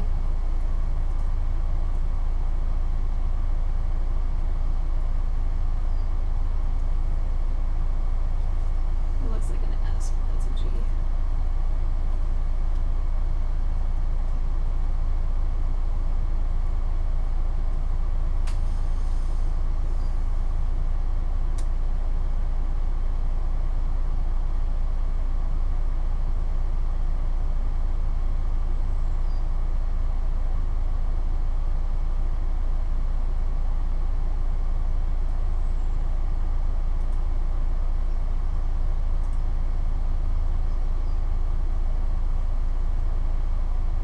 See, and I would never use their scientific names. Not in this instance. So you would probably use scientific names and stuff in a more, like, sophisticated story that has to do with more science and stuff. Like, in this setting, it would be absolutely lost. Not only lost, but just more confusing than anything. You use simple things for a simple story. You know, otherwise you're just kind of, I don't know, it's overkill. You don't need it, you know? You do not need it. So only do what you need to do and do what fits your story. And those are partially some, like, things that you can do to test yourself to see how well you know your story. Like, what kind of dialogue do they use? What kind of, like, words are you going to use if you have to add any? Are they small words, big words? Who's it for, demographic-wise? Jasmine's good. I suppose I could just think of tea. What tea do I have? Black teas. Oh, licorice. Doesn't licorice have some properties? Or anise? don't think I'd put anise though. It can be poisonous though. Mint might be good actually, but would it? I've already got aloe. That's right here. Would mint honey taste good? Probably. I don't think it matters either. What do you mean? Well, are these to taste good or are these medicines? I'd like to think both, but I guess clover honey is just clover. Mm-hmm.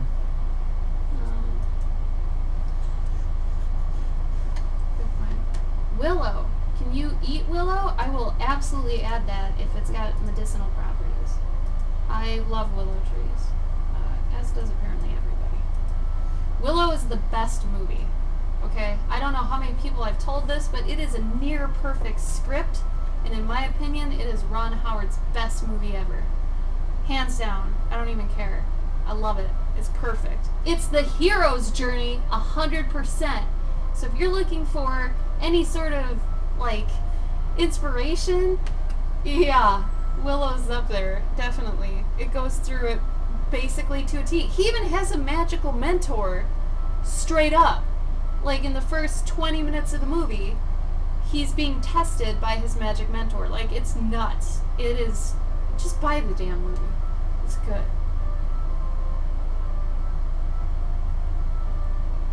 Aspirin's made from willow? I'm sold. Mm-hmm. Yeah, Willow's probably in my top 3 favorite movies. I always find it hard to say if it's my favorite, but I think it is. I would actually venture to say that Willow might be my favorite movie. It's usually either between that, Secret of Nim, Dark Crystal, Labyrinth, Neverending Story for sure is in there. Oh my god, I love the Neverending Story. There's just too much I like in each of those movies, but oh, Willow. Yeah, because he was talking about the Blackroot. Oh, Blackroot. Time Bandits. I don't know what that is. I don't know. Is that good? I don't remember it enough. But it was goofy. I haven't seen it. Is it Ron Howard then? I assume. You're bringing it up.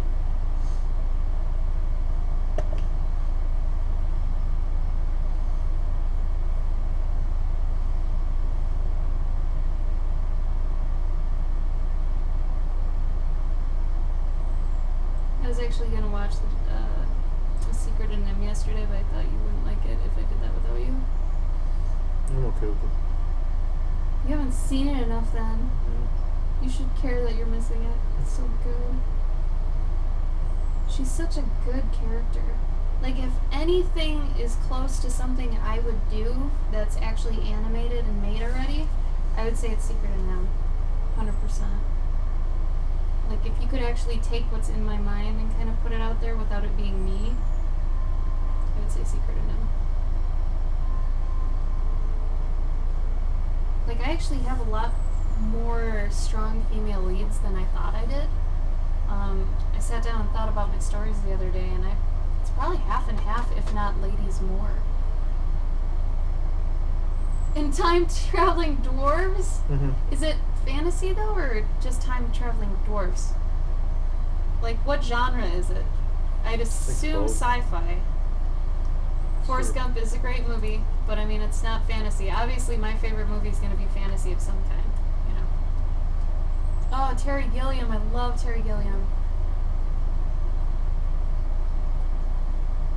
It is fantasy. Cool. Time Bandits? How is it fantasy if it's got dwarves? Who goes back in time? The kid? I'm confused. I love it, but I'm confused. I actually really like how this looks on screen more than I like how it looks on paper, so I'm going to try to match it on screen, but that means on screen it's going to get a lot hotter. So apologies in advance, but it looks a lot better on screen. So I'm going to do that. So just know that right now it's going to look really off for you guys, but it looks really right for me. So like I said, apologies.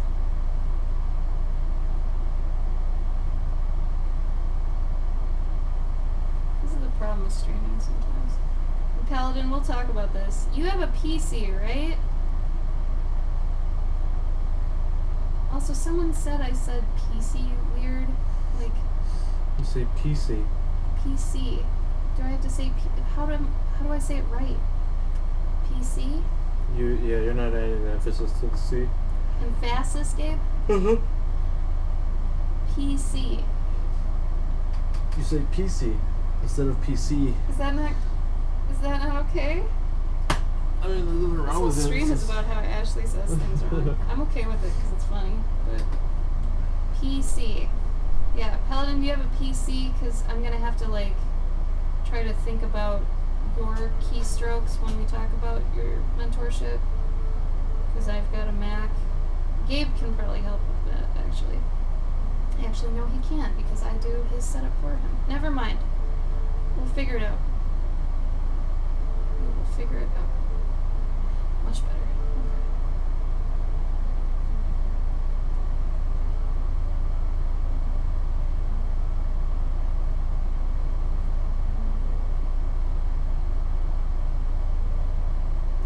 I'm gonna just go out on a limb here and actually pop color in just because. Yeah, do it. Sick of being. See, if I paint long enough, I'll get sick of my subtlety and I'll just go in and get mad at myself. And then I'll pop in the colors I want to. Because I'll look at it and I won't be getting the right effect that I want. So that's when I kind of kamikaze it and then I just go in with whatever color I want to pop it. So yeah, it's really hot on screen right now. So here, I'll adjust it in a minute. But I'm actually glad my color was off because I got to see it. I got to preview it technically how it would be if I did what I'm doing now, which it's turning out like how it was. But I didn't have to do anything, didn't have to actually try it.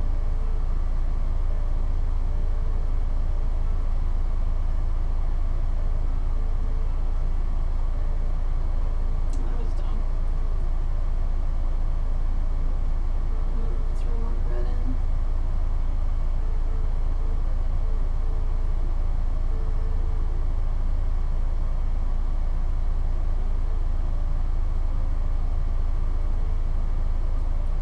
I'll look at the chat in a minute. Sorry, I'm in the zone now. Takes me a while sometimes, but I get in the zone. There we go. Yeah! Yeah. Also, I think I'm actually pretty comfy in terms of heat, so I'll turn this off again. Remote control air conditioning's pretty sweet. Okay, Paladin. Good to know. I'll just try to figure out, because, command and control and shift and option are all different for you. So. Oh no, do you want to eat them, Snag? Maybe I'm doing something right then. Alright, so I'm going to try to adjust these so you can actually see what I see. Because it's not that hot. And maybe the contrast should be up a bit. Yeah, that's about it. So it's not too crazy, but it's at least a little bit better than what I wanted it to be. And then, probably go in. See, this is what I'm saying where it's layering. After it dries, you can see how light it is.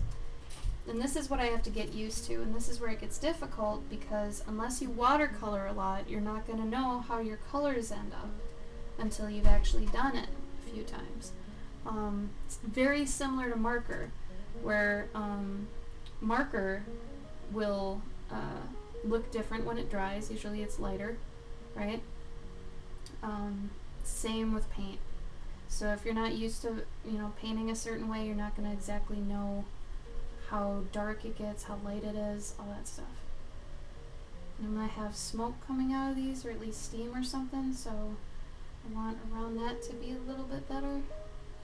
But yeah, you can always go back with watercolor, and even if you go too dark, if you get some gouache, you can go in and lighten it up. So like, I'll probably go in with some gouache later and do some steam coming up and around the thing here. Because now I'm starting to like this. Now it's not just concept art. You guys have seen me go through the entire thing now. seeing when I like it, seeing when I don't, seeing when it was just something on paper, you know? So that's kind of cool, right? Takes a while. That's the problem with,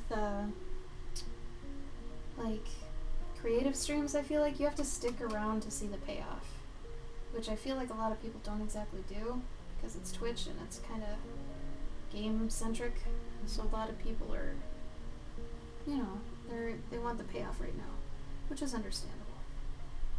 I get it. But with creative, it's like if it doesn't look right now, it's like, will it? I don't know.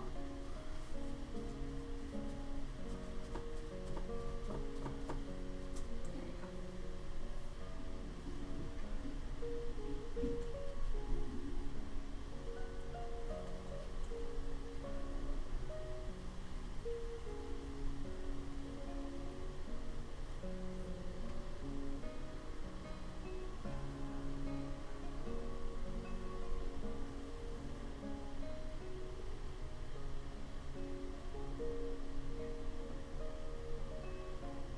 So now I can go in and get a little bit more ballsy, I feel.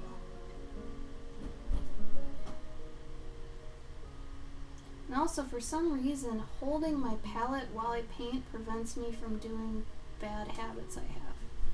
Like, dabbing. Too much I dab. Not like dabbing, Hold it? but... What? If you hold it? Yeah, if I'm holding it, I can't grab my... So I have this nervous thing with watercolor and kind of painting in general when I'll hold a napkin in one of my hands and I'll paint and then I'll dab and then I'll paint and then I'll dab. For me to get over that, actually physically having something else in my hand so I am unable to is good for me, you know?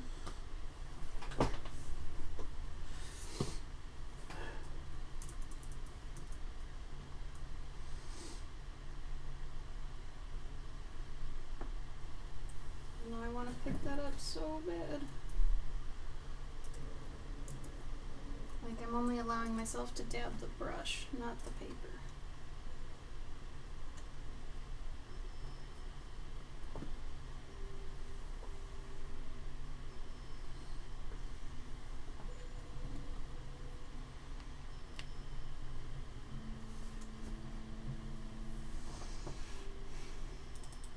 I haven't looked at the chat in a while. Could you catch up real quick?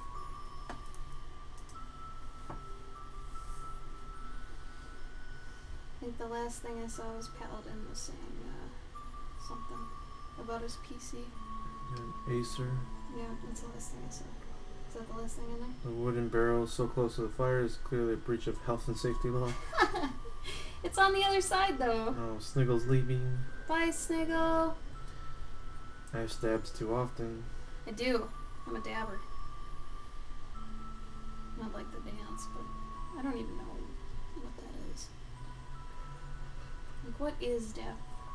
Is it just a dance? Is it more than that?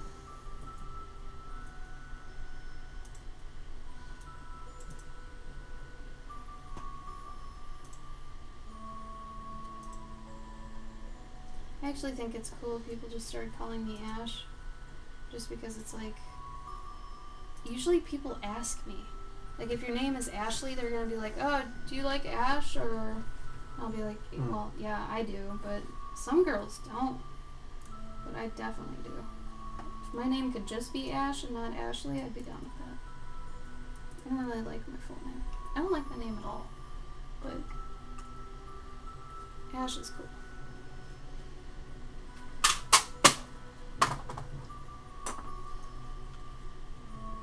Don't pick your nose. Fuck off.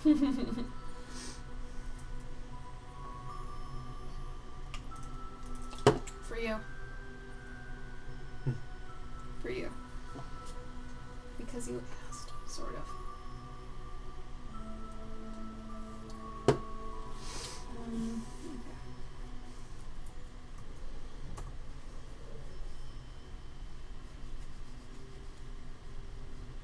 I suppose since it was Sniggle, he probably feels like he's allowed to call me Ash, which is fine. Any of y'all can call me whatever the hell you want. I don't really care. Ash, Clover, whatever. Clover Ash, yeah. That's kind of cool.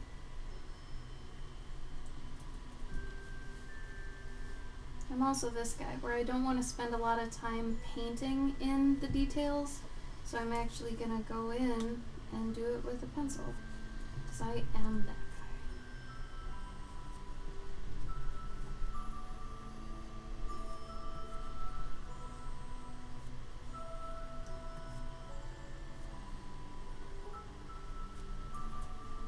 For the dab. Thank you, Calvert.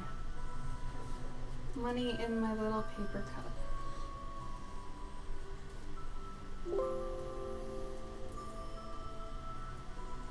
It's so funny to me that bits take so long to clear. And I never understood. Like, I wonder why. You know? Mm-hmm. Why do you think?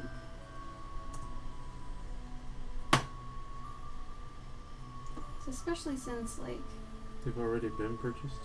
they've been purchased and, like, Amazon and Twitch are tight, so it's not like, you know, I don't know. I just think that's interesting.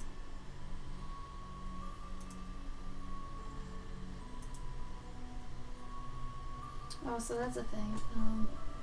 Yay! Serenity, good job! It's 2 a.m. Damn. Right? Oh my god, Paladin, I was the same in college. So, my handle used to be digital, so everybody called me Digi, because I used to be sci-fi. Imagine that. But everybody called me Digi, that when somebody called me Ashley, I was the same way. I wouldn't respond because all my friends called me Digi, so it was just more funny than anything. I totally get it. And I think that's the awesome part of just being part of an internet community. You can be something different, but still be yourself, but just kind of choose more, you know? Like, I'm glad I'm Cloverkin now and not Hardshell Art. Terrible name.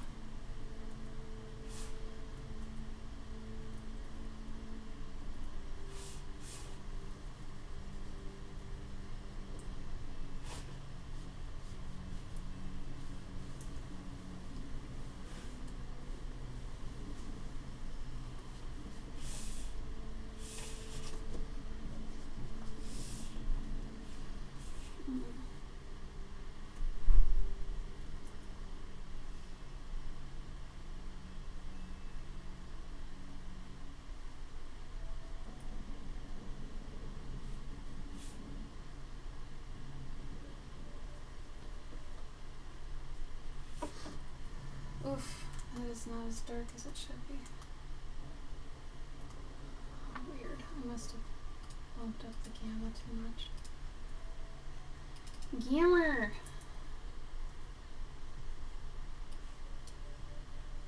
It's kind of close, but...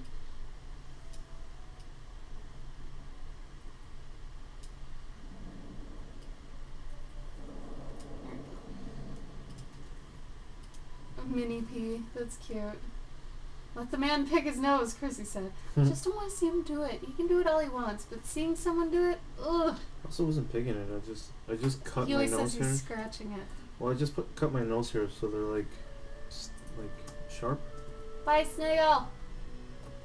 I get it. I'm just saying. I think of all those kids on the bus in elementary school that'd pull something out and eat it. Like, trigger, Gabe. Mm-hmm. Trigger. There had to be more people than just me that knew. Like, you are not being covert guy.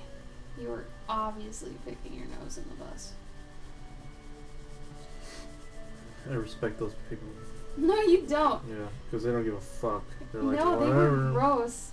That actually, like, reflected their personalities pretty much to a T, too. They were, like, they were bullies and stuff.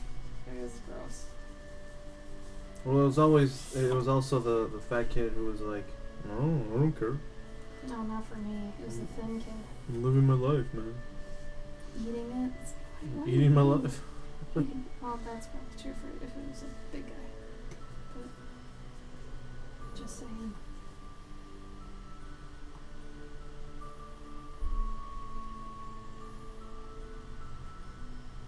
So what is probably going to happen is, since I ended up liking this a lot more than I started off with, I'll probably go in and you see right now I'm putting in like wood bits and stuff in the coals. I'll probably take a really tiny brush and then go in where I've put like an ember or something and then just put a little dot of yellow on it, just so it looks like it's still hot, and maybe outline an edge of a wood bit or something. And then remember, if you've got a hot spot of like light, you don't have to like ink it in there or draw it in. Like, see how this is dark and this got lighter? Have your like lines actually reflect how warm it is. Have it affect your lines, you know? No reason not to. I mean, because otherwise it might look a little weird even.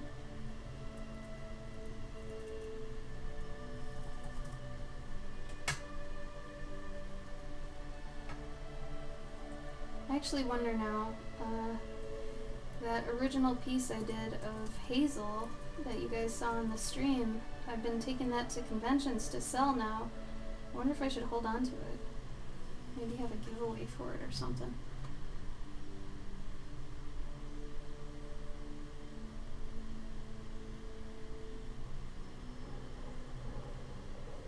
Oh no.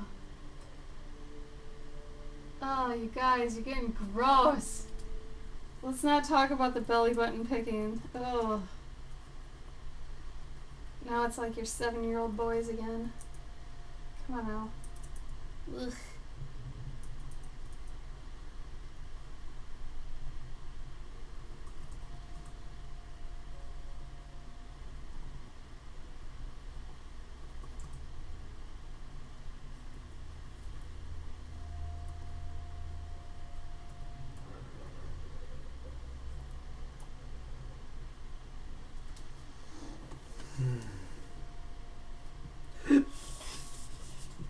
Remember to turn your paper if you need to. I try not to during the stream because I know it might affect you guys somehow and you can't see what I'm doing, but maybe you can. I don't know. I try to not do it if possible. But if I know I'm doing a line or something like that, I want to do it right.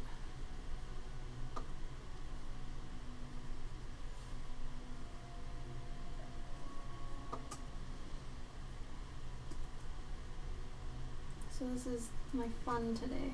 After this, I gotta go back to work. I'll probably cut the stream too. I'll give you 9 more minutes. Oh, cute, Chrissy. Hopefully there's nothing bad in it. Yo, okay, no toe jam stuff. Come on now. Oh, whoa. Unless Earl is involved, we don't want to hear it. That's true. Damn. Or the people that bite their toenails, get out of here. Whoa. How do That you is even reach? messed up. I want no part of that.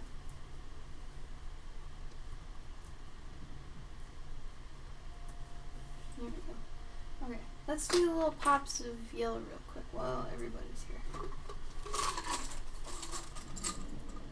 Ugh, you guys are gross. Stop being gross. I'm gonna use this little guy. Where's my Naples?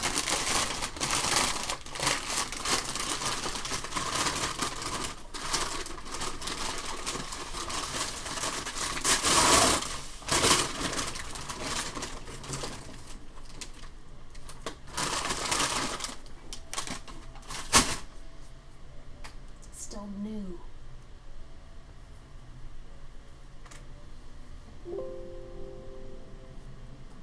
Oh, why? Why were you weirded out by him? I actually think that'd be alright. I'm actually gonna put the gouache straight on my paper. I don't give a float.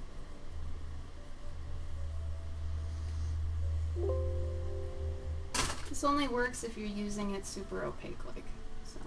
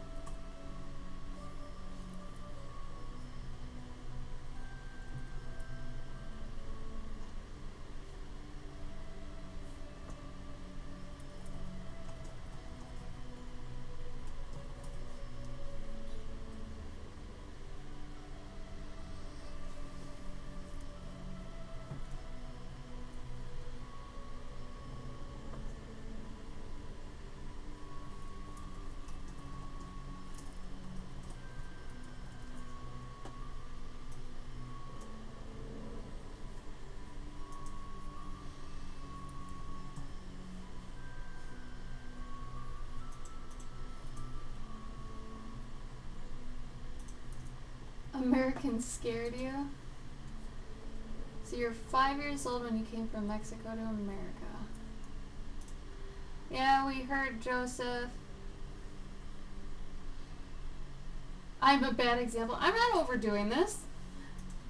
I think this is actually bare minimum. I don't know. No, I'm just kidding. It's not. I am kind of having fun with it at this point. I agree, Serenity. Bad example. I mean, this isn't for the story even, remember? This is just concept art.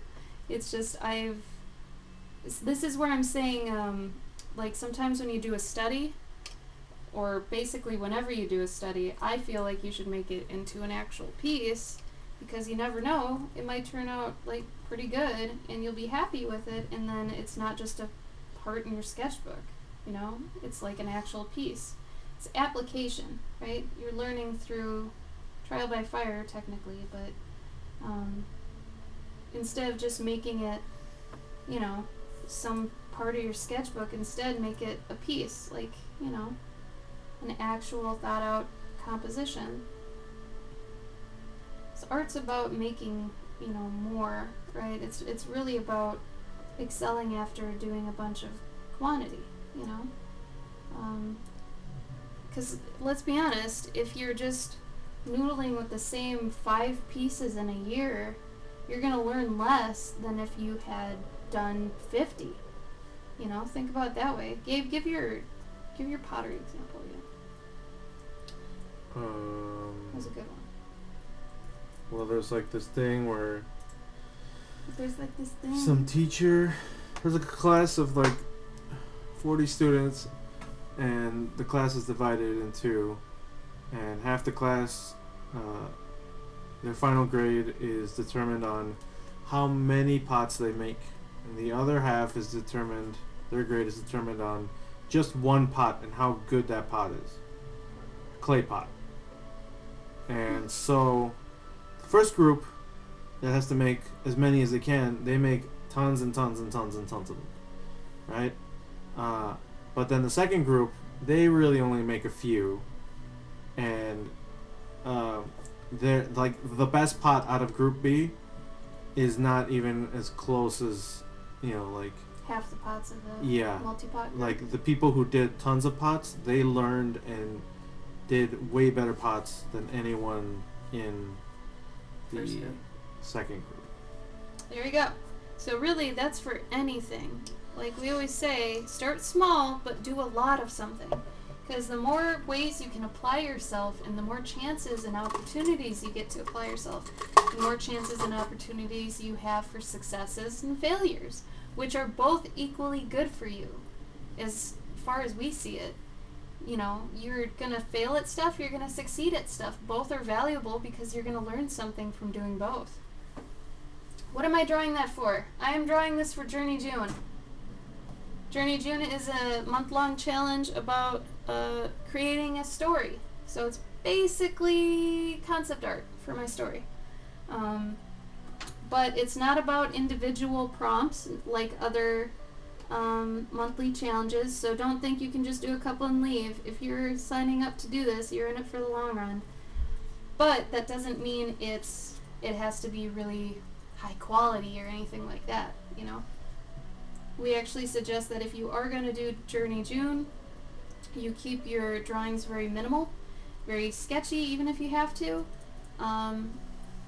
We just care more that you finish all the prompts and you get the idea of how a story feels to do and how it feels to finish one. That's more of what we're trying to teach. We're trying to give people an experience, making them go through it, like hand holding, here, let's do this together. So you learn something. But yeah, anyway.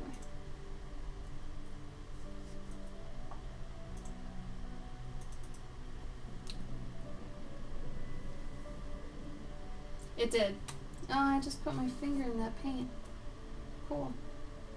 It did start in May. If you're smart, it starts in May. If you're ahead of the game, it starts in May. And honestly, I would have started even earlier in May if I could have, but I honestly didn't think of the challenge until, 2 weeks ago? Mhm. Something like that, so Otherwise, we would have given you even more time. Because, yeah, this requires a good amount of pre-production, I'd like to think. I mean, hopefully you want to do the pre-production. That's the other thing. If you don't want to do the pre-production, but you want to do stories, that's not going to happen. If you want to do stories eventually, you're going to have to get used to this kind of pre-production when it comes to characters and props and worlds and stuff. And hopefully that's what you like, because that's what it's going to be. So, anyway.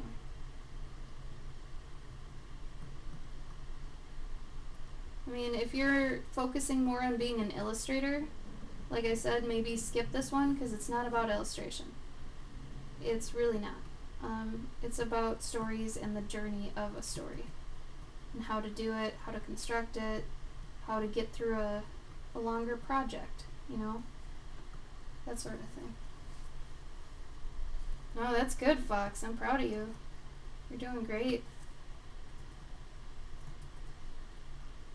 Also, Fox contributed to our countdown, so if you guys want to see what she did, go on Journey June's Instagram, which is Journey Through June. Check it out.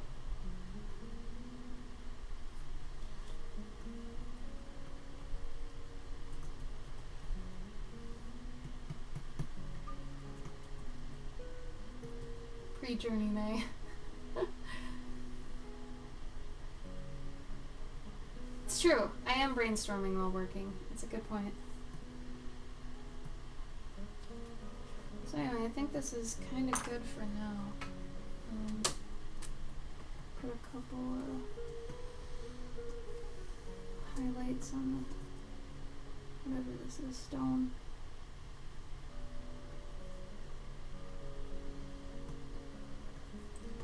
I'm also probably half procrastinating, I'll be honest, because I don't want to go do my other work, but I do at the same time.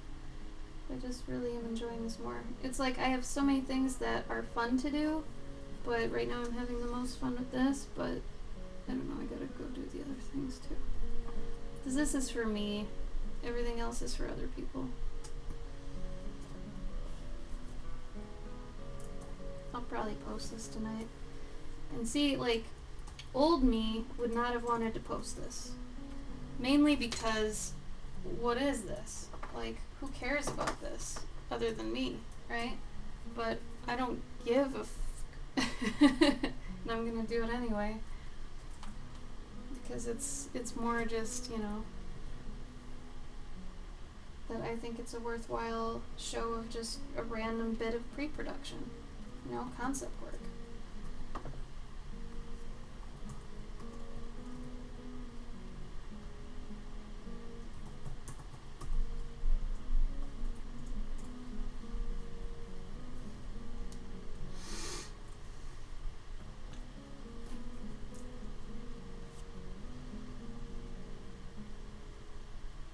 And those clouds I told you guys about that I was gonna do.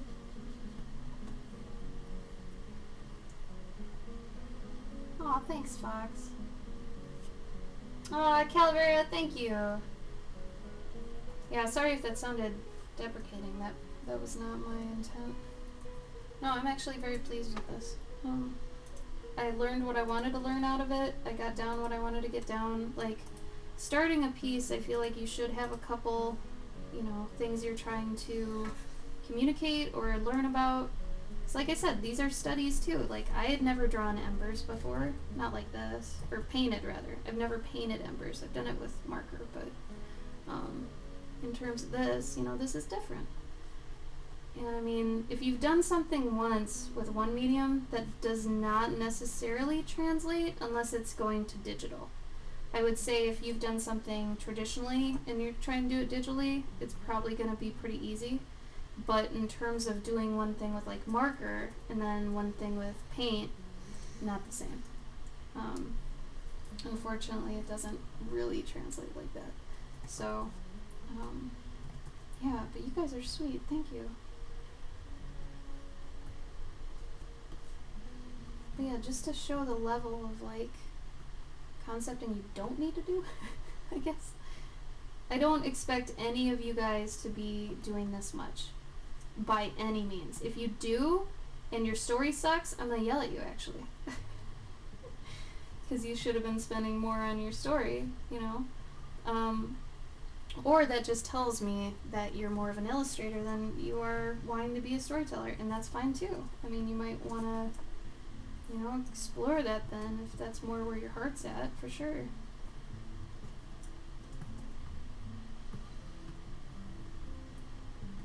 Gotta tell you though, if I hadn't quit my day job to do this sort of thing, I would not be as far as I am right now with how much I've improved. Taking a risk really does reap rewards with a lot of things.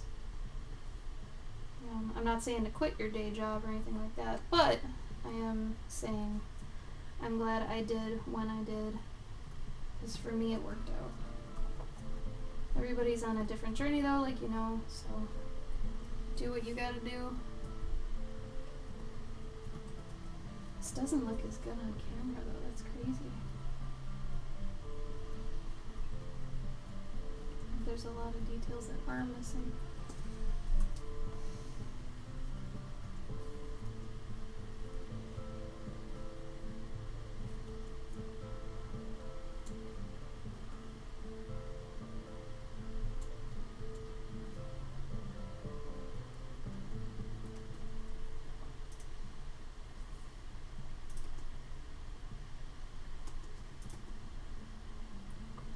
I will look at the chat in a moment. My apologies. Like I said, this is the only problem with getting into the zone on a stream. You forget to look up.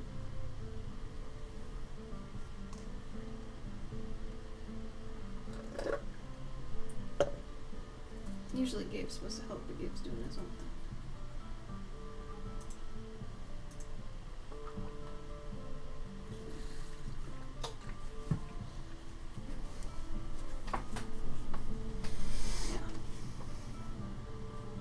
Honestly, if I did want to keep going, I'd probably do something with the barrel, but the focus really isn't on the barrel, so I'm okay leaving it kind of how it is.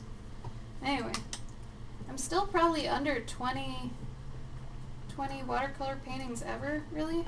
Like, I still haven't done many, but, you know, doing them obviously is going to help. You can't really go backwards. Hey, Sketch! Oh, Fox, I'm not going to yell at you. I just want you to finish it. I'll yell at you if you don't finish it. I don't care how it is. If you suck at it, that's fine, as long as you finish it. That's all I care about. Alright. Sorry, Sketch, but we're actually ending. I wasted a little bit of gouache. Aw, Paladin! Oh. Thank you. That's a very nice compliment. That means a lot to me. Thank you so much. So, for people just coming in, this is a little concept corner of a weird part of her story.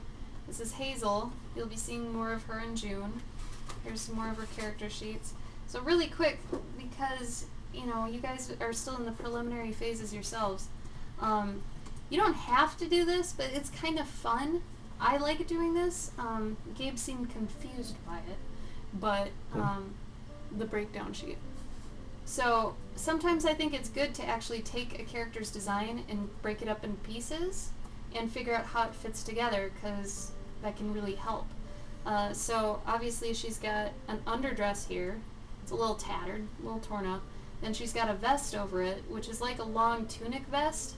I'm not even sure what they'd be called other than like a tunic vest. It's not even a tabard. It's like a coat, a vest coat maybe. Maybe a waistcoat would be the closest. But either way, there's no sleeves on it because the sleeves of this come through, right? And then she's got these, they're not even shoes, they're just wraps that I have on her feet, which I was gonna put them into bows or have like little pieces flying off, but then that would be the really detailed version of her for like an illustration, right? A really nicely done painting. This is just simplified to make it so I can draw her every day pretty easily. So seeing how it looks at different angles, so like if she's walking, seeing the underside, and then seeing the bag opens a lot. I also don't like using buckles very much because they're a little bit too technological. in all honesty. So I skip those, and I usually use rope or ties or stuff like that. And then she's got this hat that has a little bell on it connected to a tassel. Because honestly, I just love the shit out of bells and tassels, so I had to do it. Then she's got this little bee buddy that comes around with her everywhere. He'll probably be introduced when the sidekick is introduced. I don't think I'm going to have her actually have him when we start the story, so you guys are already getting a spoiler, I guess. But he's kind of lazy, he's kind of scared, he loves flowers a little too much. Like I said, he's a little coy, but here he's really happy, so I really want to draw a picture of her walking with him in the I don't know, bee bag. And then I was toying with the idea of adding some kind of iconography on the back of her vest, but I still don't know what to do. And maybe even when the story's done, I still won't know what I want to do. But sometimes this can help you get a better grip on your character. You don't have to go this crazy, but it can help. Because when you draw things at different angles and stuff, you can kind of see how they work. Especially if they're in like different positions. So like having her sit cross-legged or something, I'd be like, well, how could her dress like fall? Would it be as long as her hips? Would it go outside of her zone? Like, you have to think about that sort of stuff. Like when I was drawing this, there's a stream where I was drawing this skirt went down probably to about here, and I was like, something about that looks wrong. And then I actually went back to this sheet and I consulted. I'm like, oh, it's because it's below her knees. It's supposed to be above her knees. So basically I made myself a style guide where this is how I want her to look. So whenever I do something like this and it looks wrong, I can consult my style guide. So at the very least, design your hero before June starts, okay? It will help so much to already have it established. So these are her honey pots. She makes like medicinal honey, where she mixes honey with all these different kinds of herbs and flowers and plants and stuff.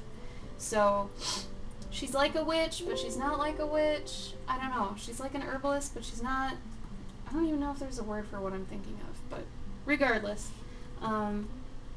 So I don't know how much more of this I'm gonna do on the stream. I'm gonna have to start doing way more work when I start streaming. So we'll see. We'll see how that goes. But anyway, I'll probably post this tonight in like a half an hour on my Instagram. Hey, Mango! But, maybe just random heroes characters. Yeah, Sketch, actually, you're pretty perfect for this challenge. You do this stuff anyway, so I would definitely say go look at the journeyjune.com prompt list, that first link there, and, yeah. Oh, I love that. Oh, wait. Someone say bye?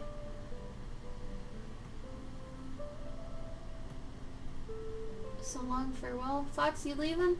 I guess we're leaving too. Thanks, Serenity. But yeah, the breakdown sheet really does help, and it's a good reference sheet for yourself for later. So usually it's good to have with a lot of at least one or two designs you can use as a reference, like, okay, that's how I really want them, that's perfect how they look here, and then always reference it and be able to, you know, critique your stuff and know, well, okay, like I was saying, her dress was too long in one, so we had to shorten it. But yeah, okay. It's Thursday, so Gabe's gonna be streaming on Saturday. He might even stream a game tonight, so stay tuned for that. Gabe's Twitch is Galvasaur, and like I said, he might be streaming games tonight. Not sure yet. Depends on how far he gets on work. But give Gabe a follow, turn on his notifications, all that junk. Otherwise, I'll be back Sunday at 4 p.m. Central, and we'll continue from there. Hopefully I'll do some Journey June stuff then too, but we'll see. You know. Anyway, Gabe, you have anything to say? Negative. Check Journey June on Instagram. It's also on Facebook, Tumblr, Twitter, all that stuff. It's under Journey Through June, THRU. And yeah, we'll see you later.